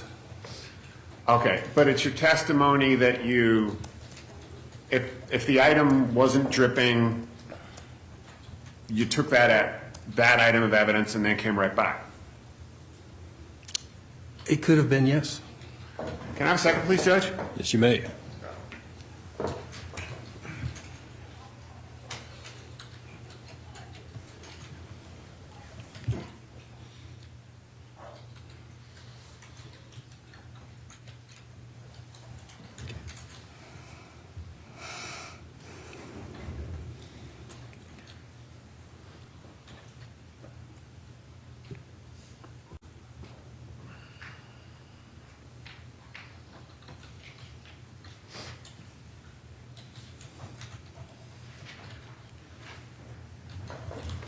That's all we have, Your Honor. Thank you. Mr. Radford? So, Mr. Sellers, if you were handling a piece of item like that had blood on it, would you change your gloves after handling that piece of item? Absolutely. And why would you do that? Cross-contamination. Okay. And so while you're processing a crime scene, you're concerned about cross-contamination. Oh, absolutely. And is that a fairly common concern for law enforcement officers and detectives like yourself? Yes. So while you're processing this 148, this list of 148 items from that home, is it safe to say that you were concerned about cross-contaminating items? Yes. And so you took the necessary precautions in order to make sure that that didn't happen. Isn't that correct? I would object to that, Your Honor. Basis? It's up to a finder of fact to decide if he took the necessary precautions, not the witness. It relates to his training and experience as a law enforcement officer. He's been asked questions about how he handled the evidence, and it's fair cross-examination, Your Honor. All right, overruled. Do you need the question, sir? Yes, please. Okay. So is it safe to assume that while you were handling, processing that mountain of evidence that day, that you would have taken the necessary precautions to make sure that cross-contamination didn't occur? Yes. No further questions. Redirect. Mr. Radford was just asking you about changing your gloves after seeing blood on items, for example. Do you remember those questions? Yes. Would you agree with me that very small amounts of saliva or semen are not always visible to the naked eye? Yes. Nothing further. Thank you. Anything else, Mr. Radford? Nothing based on that, Your Honor. This witness be excused. Yes, sir. All right, sir, I'll excuse you again, just to remind you not to discuss your testimony with any other witnesses. Thank you. Thank you.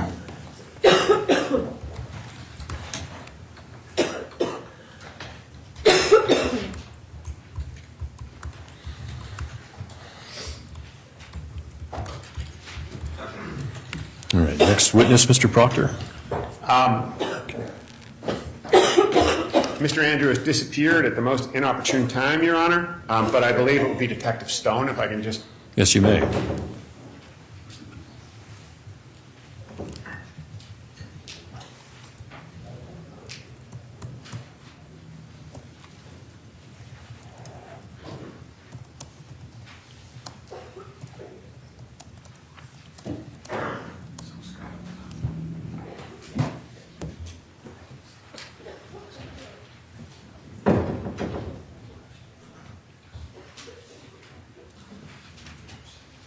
All right, Mr. Stone, if you would resume the witness box.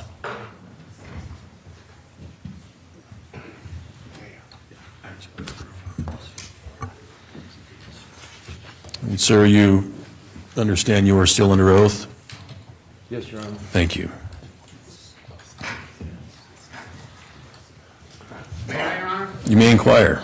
Thank you. Good afternoon, sir. How are you? I'm okay. Good.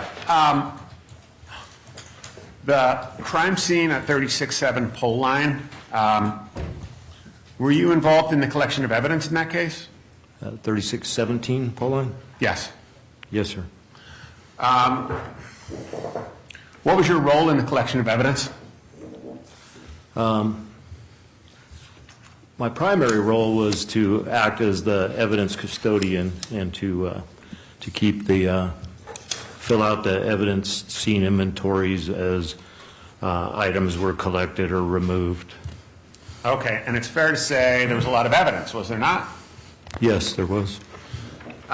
Your Honor, if I could have the witness shown what's been marked for identification purposes at this point as defense exhibit LLLLL, 5 L's. Yes, you may. I've already provided the state with a copy, but.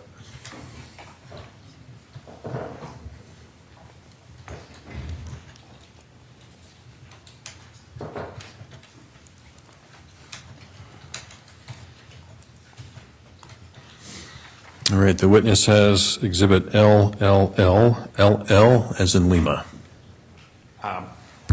Take a look at that, sir. Flick through it and let me know when you're finished.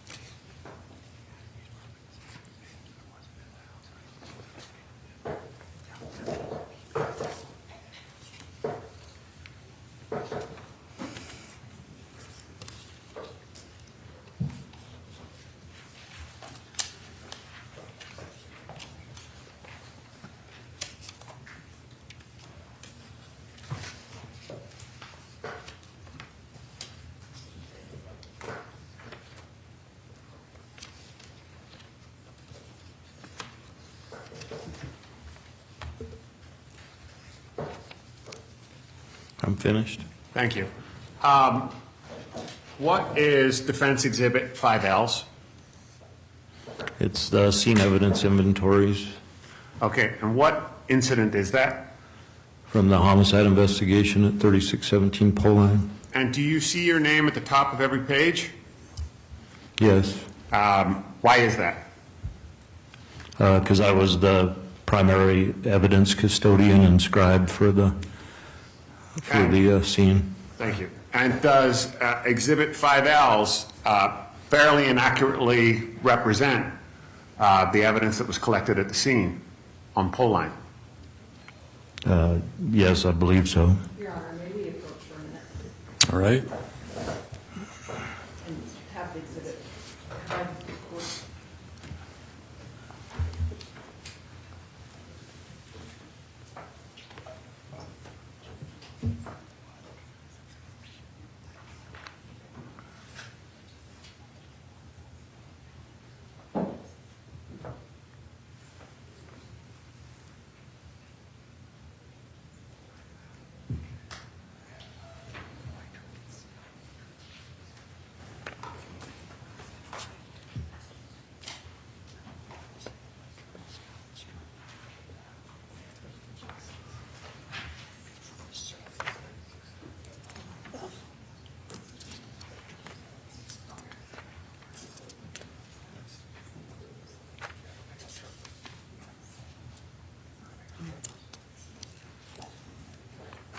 Your Honor, I just have a moment to remove the pages that you're asking me.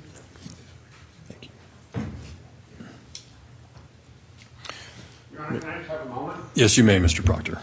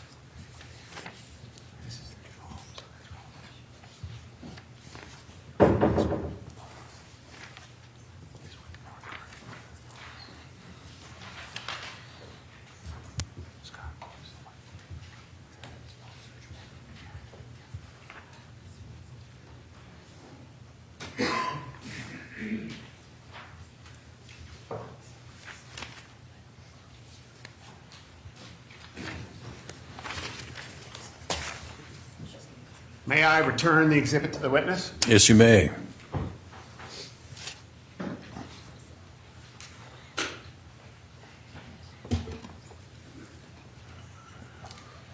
Okay, sir. So does that fairly and accurately depict the evidence that was taken from 3617 pole line, as well as, if you look a little later on, there was evidence that appears to be recovered from the funeral home, which is the B series?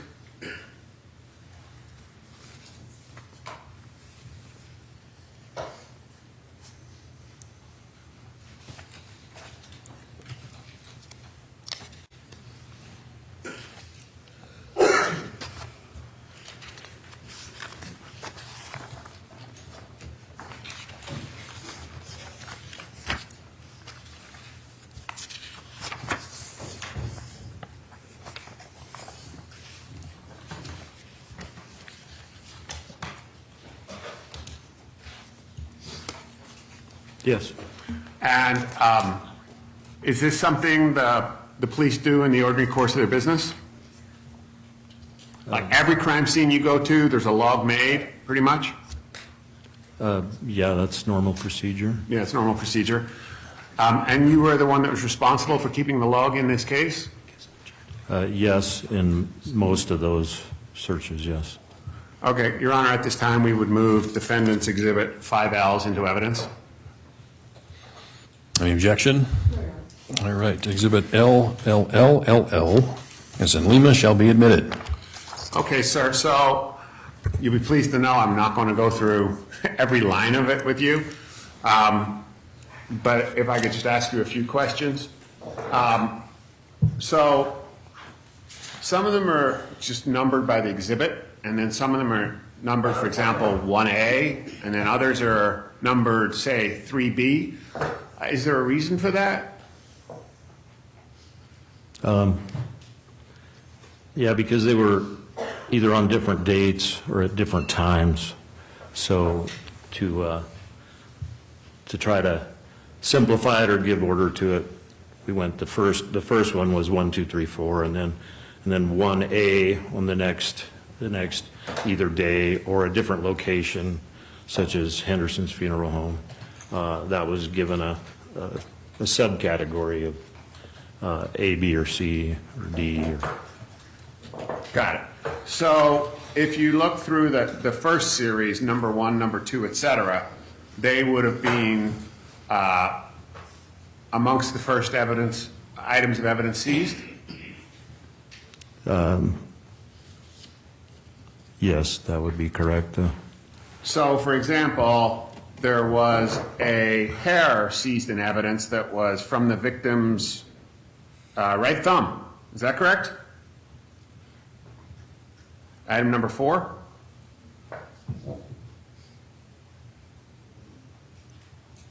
Yes. And some of that was, you have to keep in mind, that was when they were brought to me.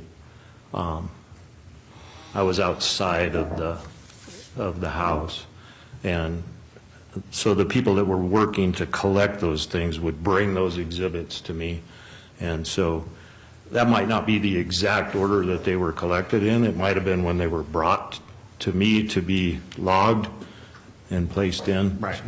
And I think what I'm hearing you say, and correct me if I'm wrong, is you have no independent knowledge if there was a hair by the victim's right buttock. That's what someone told you when they brought it to you. That's correct. In many of those items, they were brought to me, and then I recorded them, and we made sure they were properly packaged and secured. So. Okay, so it appears to me that items 2, 3, 4, 5, 6, 7, and 8, 2, 3, 4, 5, 6, 7, and 8, were all 7 separate items that were all hairs recovered from the scene. Is that correct?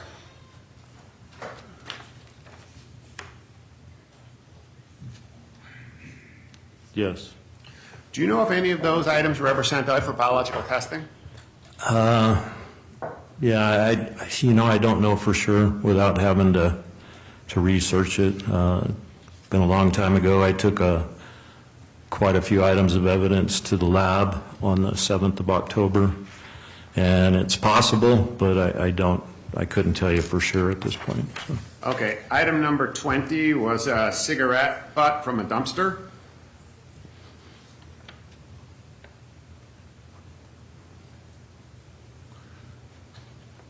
Is that correct? Yeah, cigarette cartons and cigarette butt.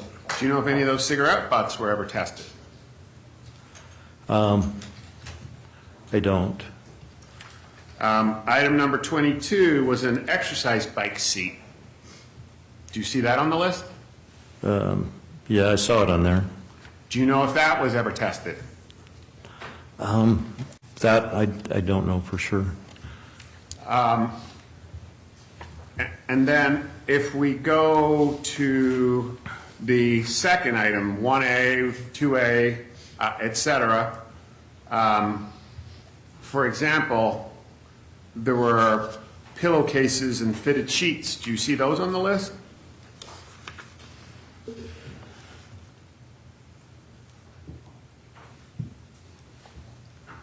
Did you say 1A and 2A? I'm just saying the series that starts 1A. If you look at items 4A through, say, 10A, those are all beds and sheets and things around the bed, are they not? Yes. Do you know if any of those were ever tested for DNA? Yeah, I don't know.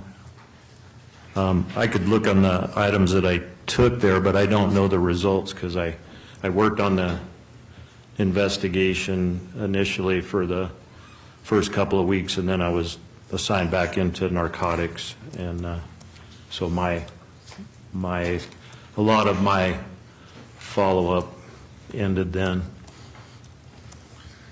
I understand. And the first series, correct me if I'm wrong, there were 27 items taken into evidence total.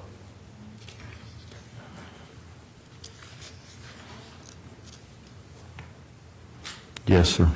And presumably when you started the A series the second day, there were 57 items taken into evidence total. Is that correct? I believe so.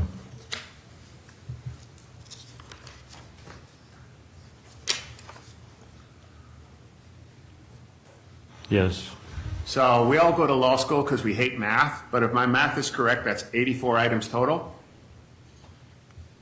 Okay. Of those 84 items, do you know how many were tested for biological and/or DNA evidence? Yeah, I don't know for sure because I think I took like 78 items maybe to the lab, but I know that other investigators may have taken other items later on to the lab in subsequent follow-up. So. Okay. Now, when we get to the B series, which were, I believe, it doesn't matter what I believe, is it your understanding the B series were all taken from the funeral home? That sounds right. But.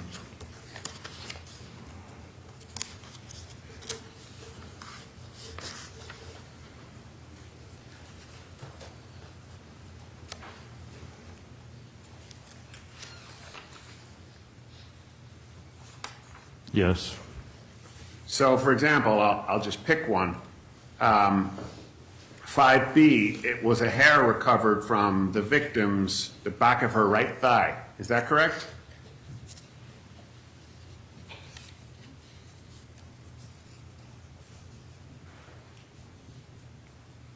That's what it's listed as, yes. Okay. So, and in total, 14 items of evidentiary value were collected at the autopsy, were they not? It wasn't the autopsy, it was the funeral home. I'm sorry. Prior to the autopsy. Okay. 14 items were collected from the funeral home prior to the autopsy, is that correct? Yes. Do you know how many of those 14 items were tested for biological and/or DNA evidence? I wouldn't be able to tell you without researching it. Now,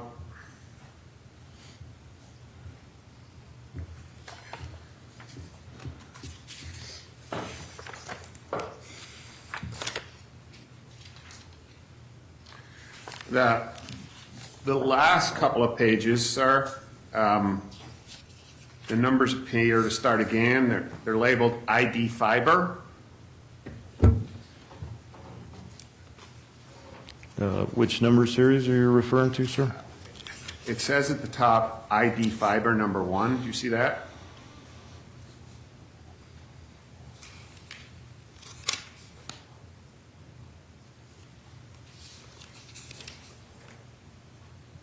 It's a. I'm not sure which. May I approach the witness, Your Honor? Yes, you may. Which one you're referring to? Oh, okay, I see what you're talking about. So were these items listed on these 3 pages, were they also recovered from 3617 pole line?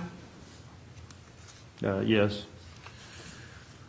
Okay, so for example, if I were to look at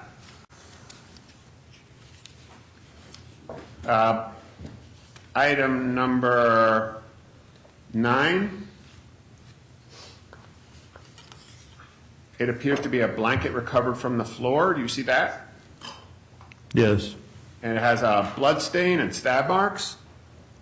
That's the notation I made to the side of it, yes. Do you know if that item was ever tested for biological or DNA evidence? That I don't know. It might have been later on. So. Okay, and this, let's call them the fiber series, just for want of a better term. It had 27 items that were recovered that were believed to be of evidentiary value.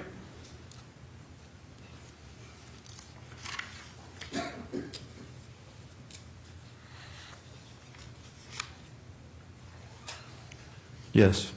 Do you know how many of those 27 items were tested for biological and/or DNA evidence?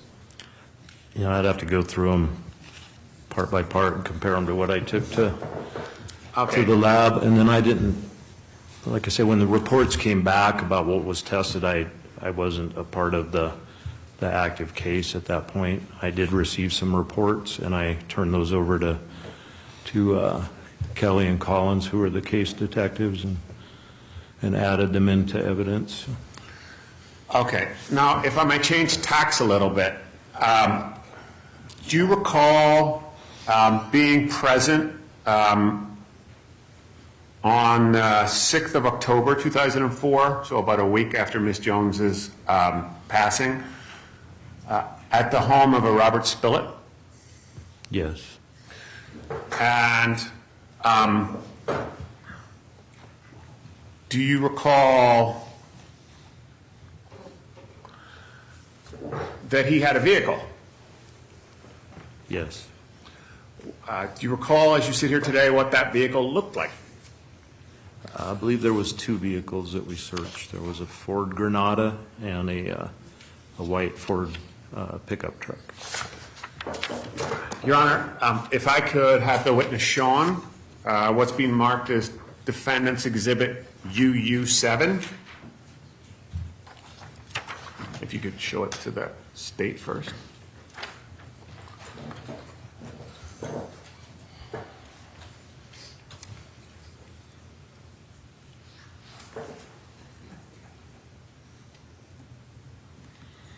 Witness has UU7.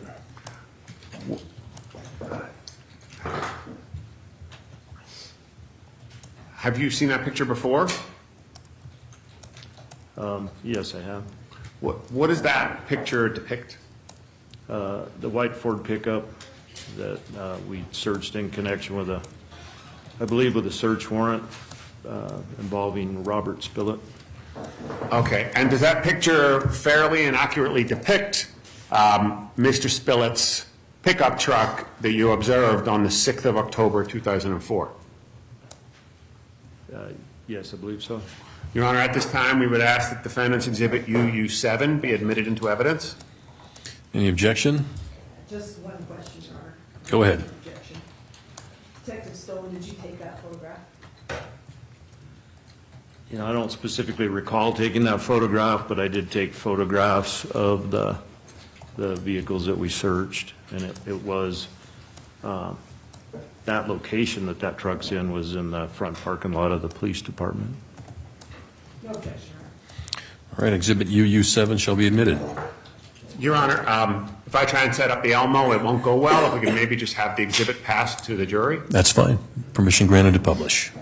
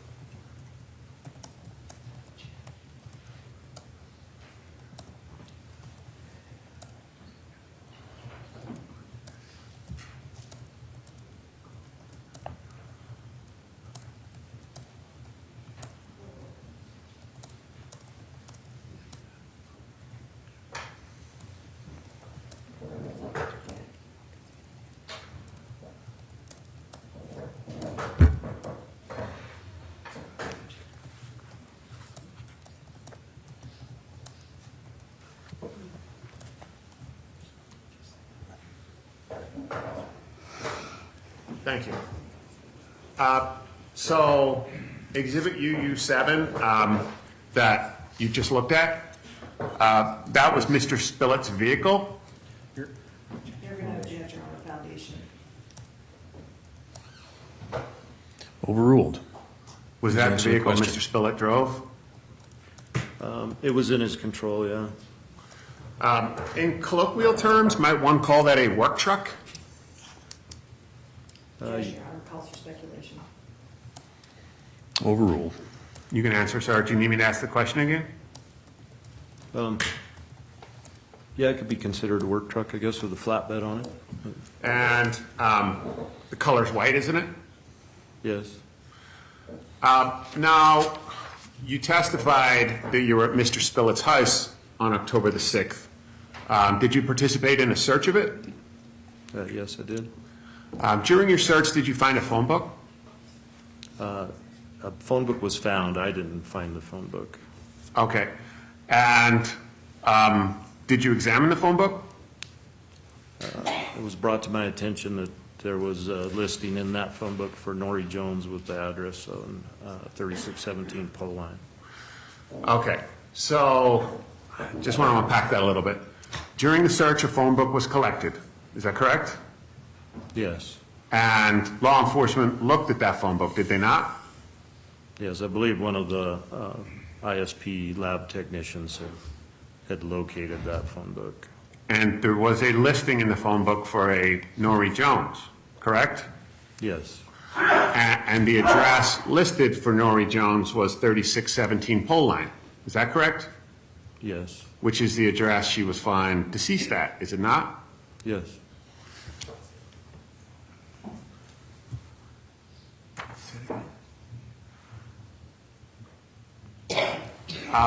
Did it have a phone number associated with it? I mean, I assume it did because it's in the phone book.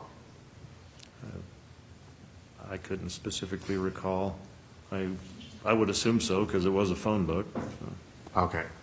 That's all we have. Thank you, sir. Thank you. Cross-examination. Yes, briefly, Your Honor.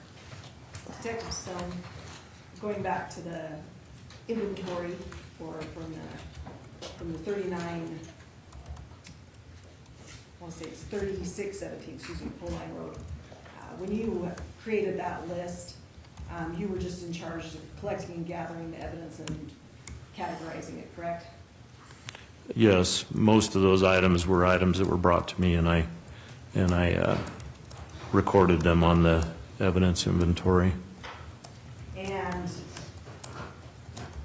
I think you testified a little bit to this, but you weren't the individual that was determining what items were to be tested and by what laboratory, correct? That's true. I think you indicated it was a Detective Kelly and a Detective, is it Collins? Collins, they were the case detectives.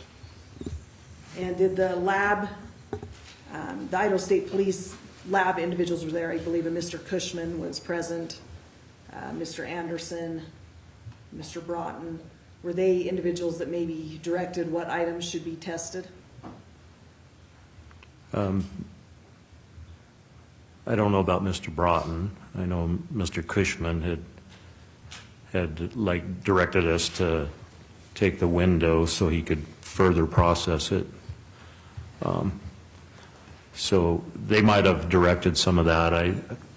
Because it wasn't my place to decide what to take, but I did assist in transferring all of that, or at least I think I want to say 78 items to the lab on the 7th of October. So the lab would be more of an expert as to what could or could not be tested or what is viable evidence? Objection, Your Honor, as to what the lab would be. Sustained. Now, turning to the questions about the Spillett vehicle, do you know if that vehicle was borrowed from somebody? I was told that it was registered to his brother. And you don't know if he actually operated that vehicle? I don't know for sure. I can't recall exactly how we we came to include that in the search. I think it was at his residence, but He could have been borrowing it. could have been, yeah. And there were some questions about a phone book that had been located. Did you have Yes. an opportunity to look at that phone book? I remember it being brought to my attention. I don't specifically recall looking at the phone book, but I want to say that I did. And if Nori Jones's address or phone number or both were in there, do you remember if it was highlighted? No, it was not highlighted. So my name and phone number could have been in there too? Could have been. Did there appear to be any kind of marking or anything that was noted around Nori Jones' address and phone number in that phone book? Not that I recall. So just a phone book probably to find addresses. Yes.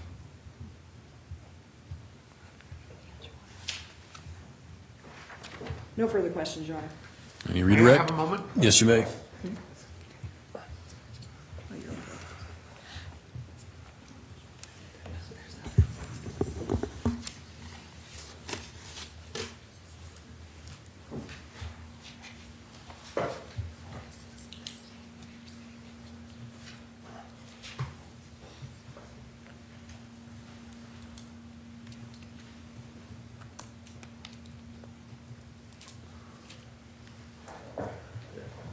There's no direct, Your Honor, and the witness may be excused as far as we're concerned. All right. State, okay to excuse this witness? Yes, Your Honor. All right, sir, I'll excuse you again and remind you not to discuss your testimony with any other witnesses in this matter. Yes, Your Honor. Thank you. Have a good rest of your day. Your Honor, at this point, I believe the defense is prepared to rest, but we would ask for just a 5-minute recess until 3 o'clock so I can talk to co-counsel and decide whether we're going to be done. Okay. We'll take a few minutes, folks, to recess to let defense counsel do that. Again, during the recess, you're instructed not to discuss this case amongst yourselves, nor with anybody else, nor to form an opinion as to the merits of the case until after the case has been submitted to you for your determination. All right.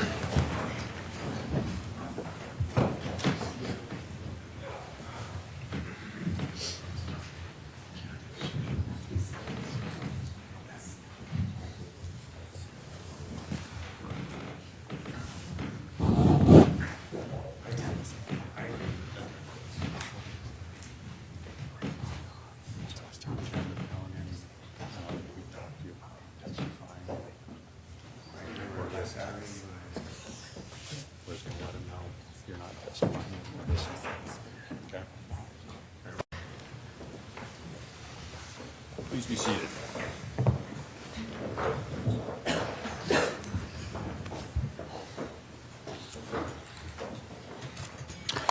We're back on the record outside the presence of the jury. We have defense counsel and Mr. Compher, excuse me, and Mr. Proctor present. We have state counsel present as well. All right, Mr. Andrew, how are we proceeding? Your Honor, I have 3 items that I want to address before we bring the jury back in, and we will be resting once these 3 matters are addressed. One is I'm going to ask again for admission of Exhibit CC6. That was a picture of the water heater. It has the name Robert Spillett, and I was careful in my choice of words in front of the jury when we were arguing it, so I would like to argue it a little fuller at this point. All right. Ask for submission. Go ahead. Your Honor, we think it is relevant because the various writing on the water heater, and now it has the word Robert Spillett. I think it's a matter of, it's admissible, but what's the weight to be given to it? So if the state thinks it's irrelevant, they can certainly argue that there is no, that the jury shouldn't believe that Robert Spillett put it there. But the issue of why me and Mr. Spillett's name on it, we think we should be allowed, it should be admitted, and we should be allowed to say that Mr. Spillett put that writing on the water heater. One other thing, Your Honor, we already have 2 exhibits in, so it's a matter of completing the full picture and all of the graffiti that was on the water heater. Thank you. Mr. Trammell? Your Honor, the state is struggling to understand the relevance of a name being spray painted or graffitied on a water heater a year after the incident or 8 months to a year, anyways, a significant amount of time after the incident, the relevance to this case. Just because it's the name of Mr. Spillett, or anyone else for that matter, the state still would object on relevancy. We don't know who put it on there.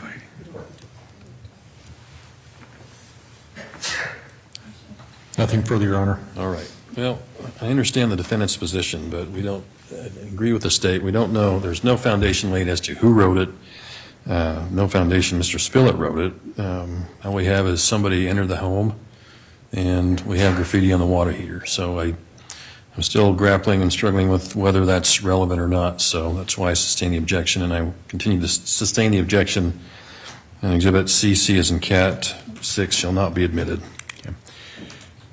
Your Honor, with regard to Mr. Howe, we had subpoenaed him. Apparently he went to work out at the INEL site, was unavailable. There was some discussion about trying to get the police report in. I'm going to withdraw that based on the testimony of Matt Harris, who basically covered the same ground. All right. And lastly, Your Honor, we have had an opportunity to talk to Mr. Compher about not only his right not to testify, but also his right to testify. And based on that discussion, our intent is not to call him as a witness. And based on that, Your Honor, the defense rests.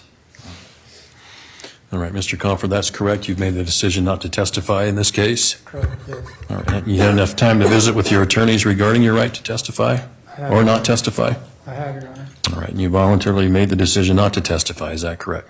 Yes. All right. And you understand, too, sir, that you do not have to be compelled to testify. You have the Fifth Amendment privilege to remain silent. Is that also correct? Yes. All right. And based on all that, you still are of the decision not to testify?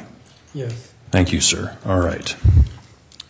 So roadmap then from the state, or you have any intentions to call rebuttal witnesses at this time, or do you know? If we do call rebuttal witnesses, Your Honor, I think it'll be fairly brief. What I would recommend,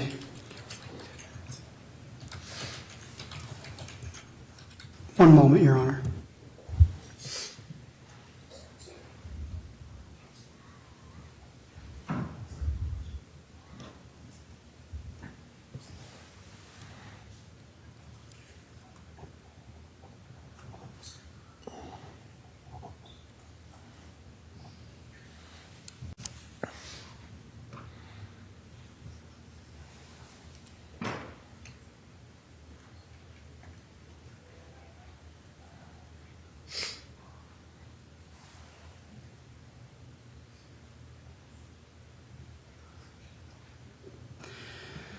If we do a rebuttal case, I think it'll be fairly brief.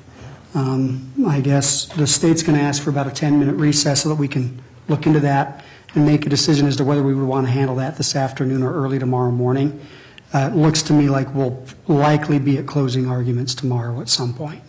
Okay. And just for the record, the state is going to request to be able to review the exhibits with defense counsel present to aid for the preparation of the closing argument. All right. So this brings another issue then. If we're done close of evidence tomorrow, obviously we'll need to have our jury instruction conference. The dilemma I struggle with is whether we give it to the jury tomorrow or not. Never know how long a jury is going to take to deliberate. What I want to avoid is excusing them for the weekend and having them come back on Monday. So my preference would be to let them go early tomorrow, do closings Monday if that's going to be the case, then submit it to them for deliberation. Anybody have any issues with that? No, Your Honor. Mr. Andrew? No, Your Honor. I think everybody's anxious to have it submitted to the jury. So I understand. I know everybody's on the same page in that regard, but I would rather do it that way than having them start deliberations Friday and recessing over the weekend, so. Okay. 10 minutes, Mr. Radford, Ms. Price, Mr. Trammell, that'll be enough time to consider how you want to proceed? Yeah, sure. Okay, we'll be in recess. All rise for the court.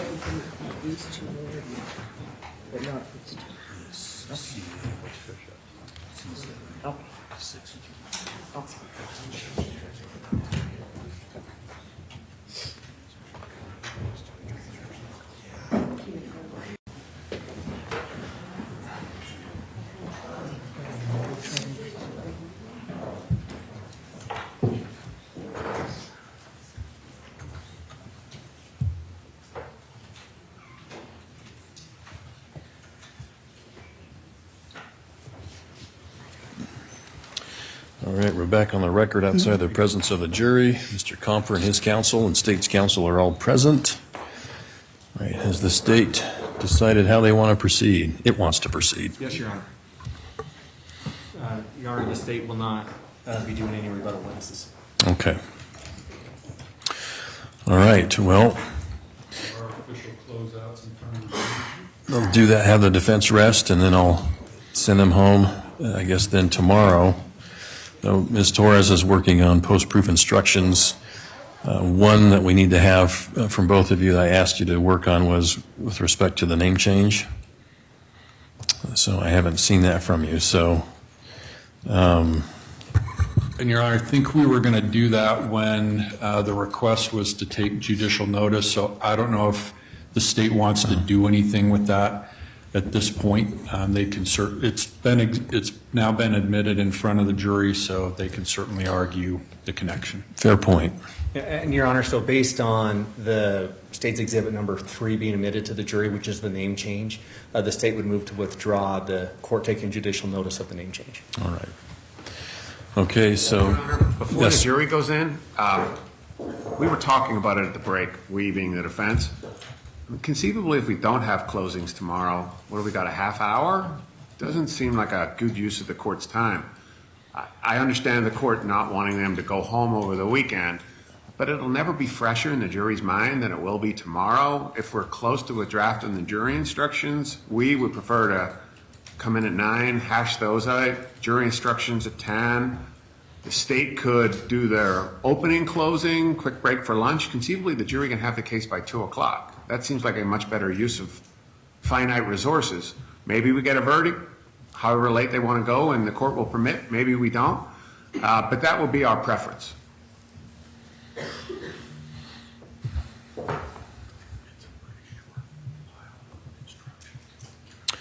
All right. Well, I understand that. What's the state's thought about that? Well, the state's concern is exactly what the court said. If we were to keep the courthouse open, that would be an additional, public resource. I'd rather the jury be able to begin their deliberations and just deliberate through, rather than breaking for the weekend and sending them home. All right. I've been in the position where we've had juries decide to go past 5 o'clock, and frankly, I don't think it's good for anybody. Not for the jury, because more often than not, they go past 5.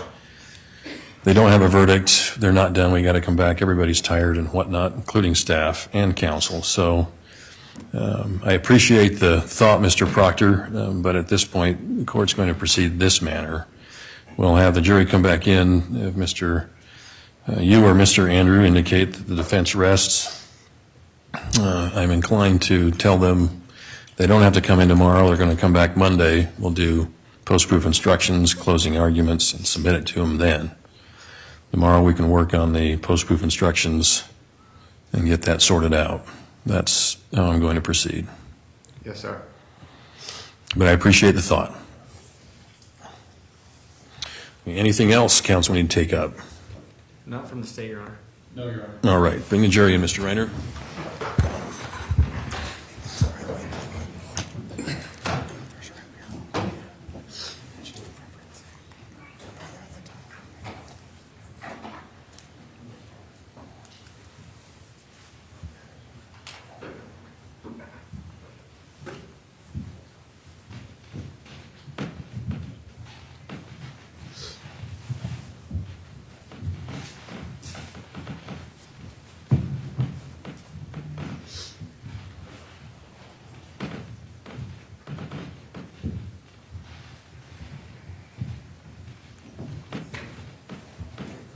Please be seated.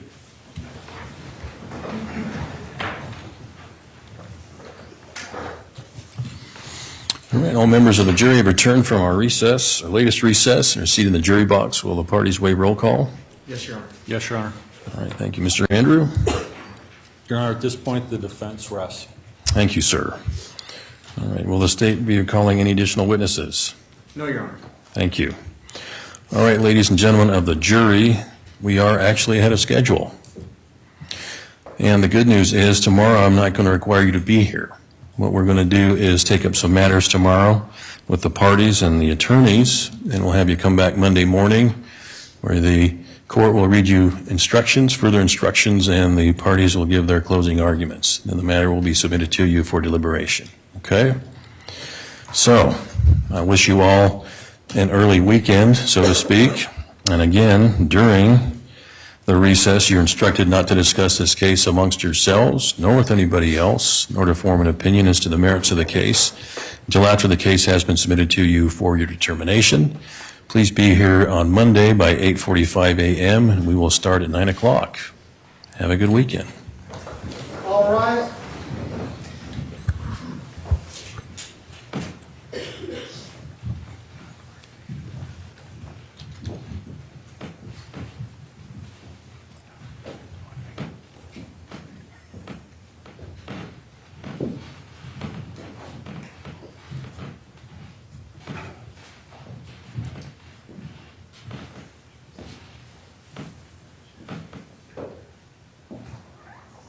Please be seated. All right, we've excused the jury on the record outside their presence. State counsel, defense counsel, and defendant present. All right, so shall we meet about 7:30 a.m. tomorrow, counsel, to hash out the post-proof instructions? What time, Your Honor? 7:30 a.m.? Objection, Your Honor. You're both overruled. All right. Say breakfast buffet? No, actually, we don't have to meet very early. Do you want to meet in the afternoon? It'll give the court some time to get the proposed instructions to everybody to digest, consider, scribble over, tear up paper, whatever you want to do, and we can hash them out in the afternoon. That's my thought. Mr. Trammell, Ms. Price, Mr. Radford, what do you want to do? Your Honor, that's fine with the state if you want to meet in the afternoon. All right. Mr. Proctor, Mr. Andrew, Mr. Fry? Well, if you do it in the afternoon, it means Mr. Fry and I have to attend a staff meeting. So, but the afternoon's okay, Your Honor. Well, I imagine you could tell your superior that you have other matters to do, so. Maybe you could require him to come up and pick a physical copy up. What time's the meeting? 10 o'clock. 10 o'clock, could you pick up a physical copy under court order at 10 a.m.? I think we could do that. Let's look at exhibits at 10. We'll be here at 10 to look at exhibits, Your Honor. All right, so why don't we plan then to meet at 1 o'clock, and we'll have our informal conference, then our formal conference on the instructions. All right. Anything else we need to take up before we recess for the day? Not from the state, Your Honor. No, Your Honor. Yeah, as far as the, actually, this might be a better use of time and to get you out of that wonderful meeting, Mr. Andrew. If you want to come here at 10 o'clock, all of you, to review the exhibits, make sure everything's fine, that's works for us. Okay.